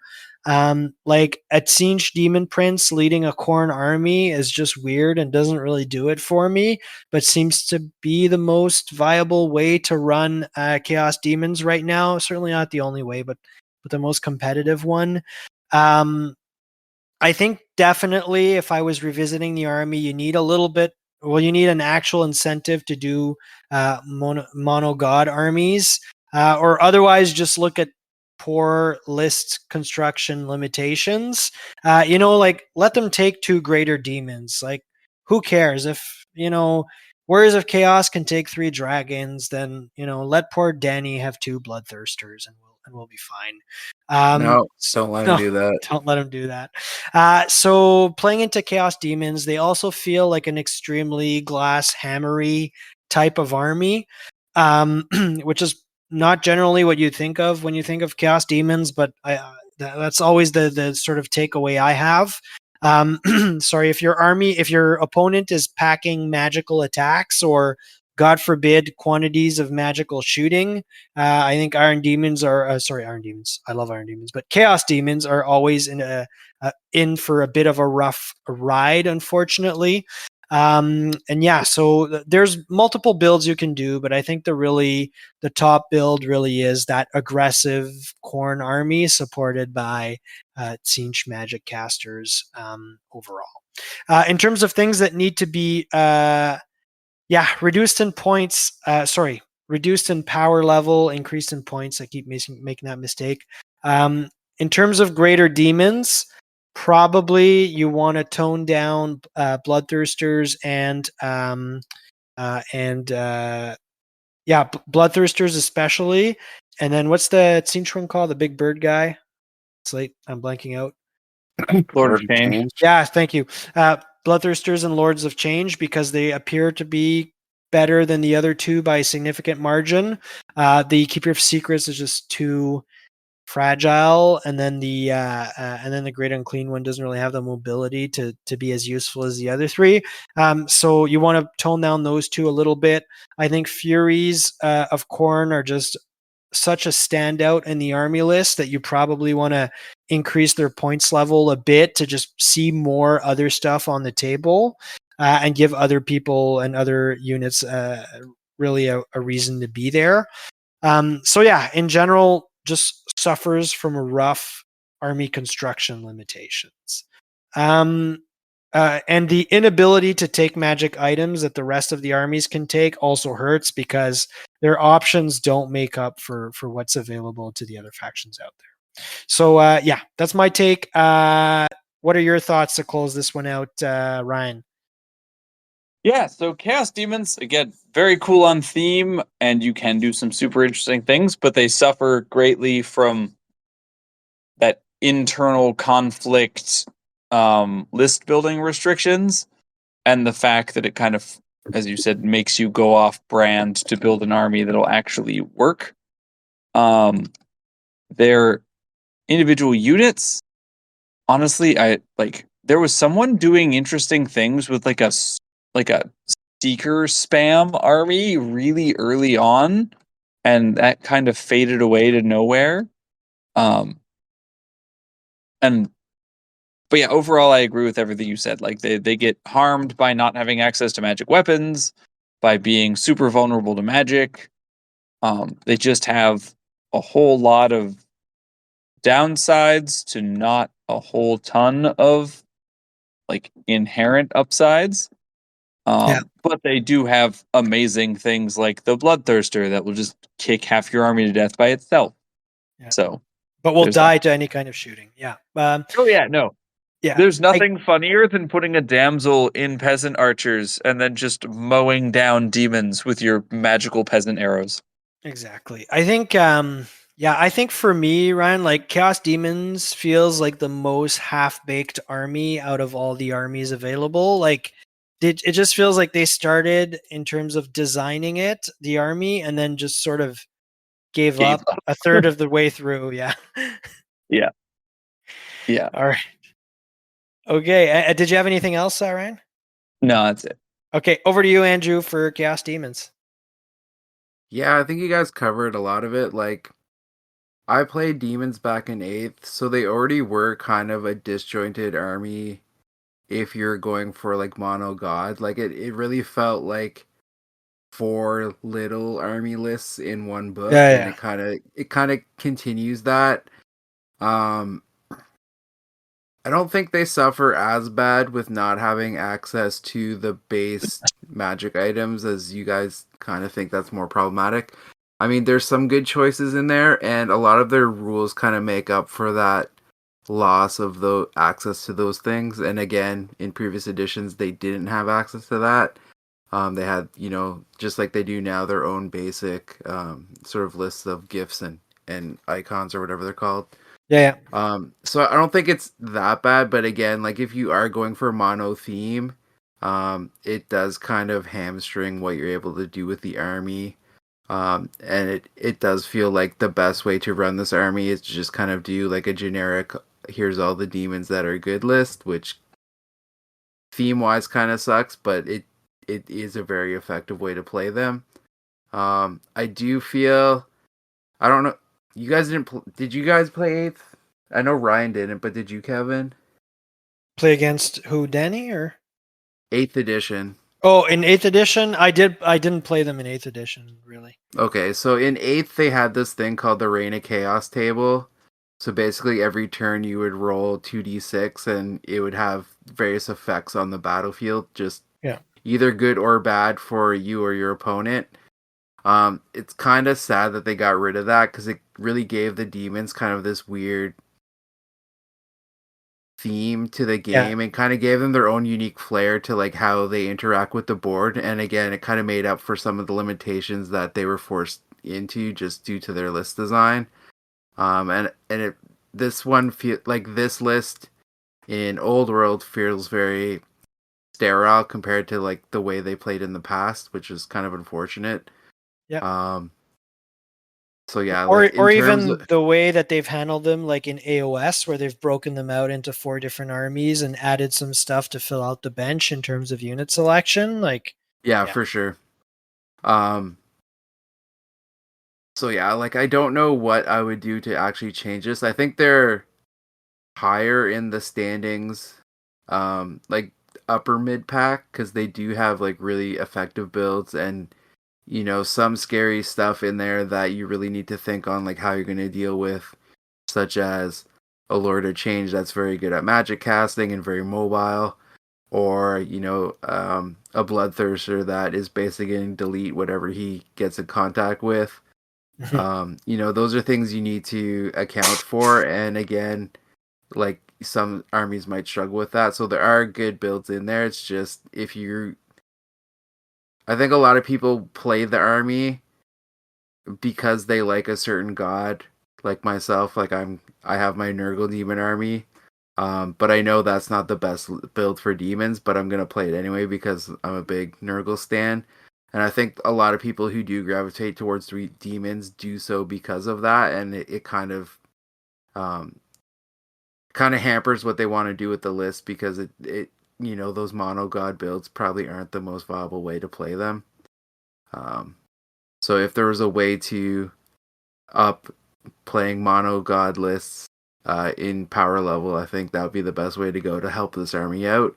But otherwise, I think they're actually not too bad in terms of balance for the game. Agreed. Okay. Any final thoughts on demons? No. No? All right, perfect. Okay, so gonna wrap this one up. It's been a longer episode than I originally thought it would be, but hopefully you guys at home enjoyed the discussion. There's I think all you faction specialists out there will find some pretty interesting takes and some of the things that we put out. But I think we did generate some good talk, and it's been a pleasure to be here with the two of you. So before we sign out, anything you'd like to shout out, Ryan? Not off the top of my head. No, just have a good night, everyone. Perfect. And Andrew, anything on your end? No, there's not a lot going on. I guess if you're in Ottawa, go check out the Highlander event at Red Dragon that Danny's running. Other than that, there's not much else that I know of happening, so nothing to really shout out. Absolutely. Good luck to both of you for the Highlander event. Fortunately, I won't be able to make it to that one. I'm working that weekend, so I'm not going either. Oh, you're not going either. So, okay, Ryan, you take it home for Just the me. podcast. Yeah. Yep. Yeah. Okay, perfect. All right. So, thank you, everybody. Signing out, and we will see you next time. Thank you. Bye-bye.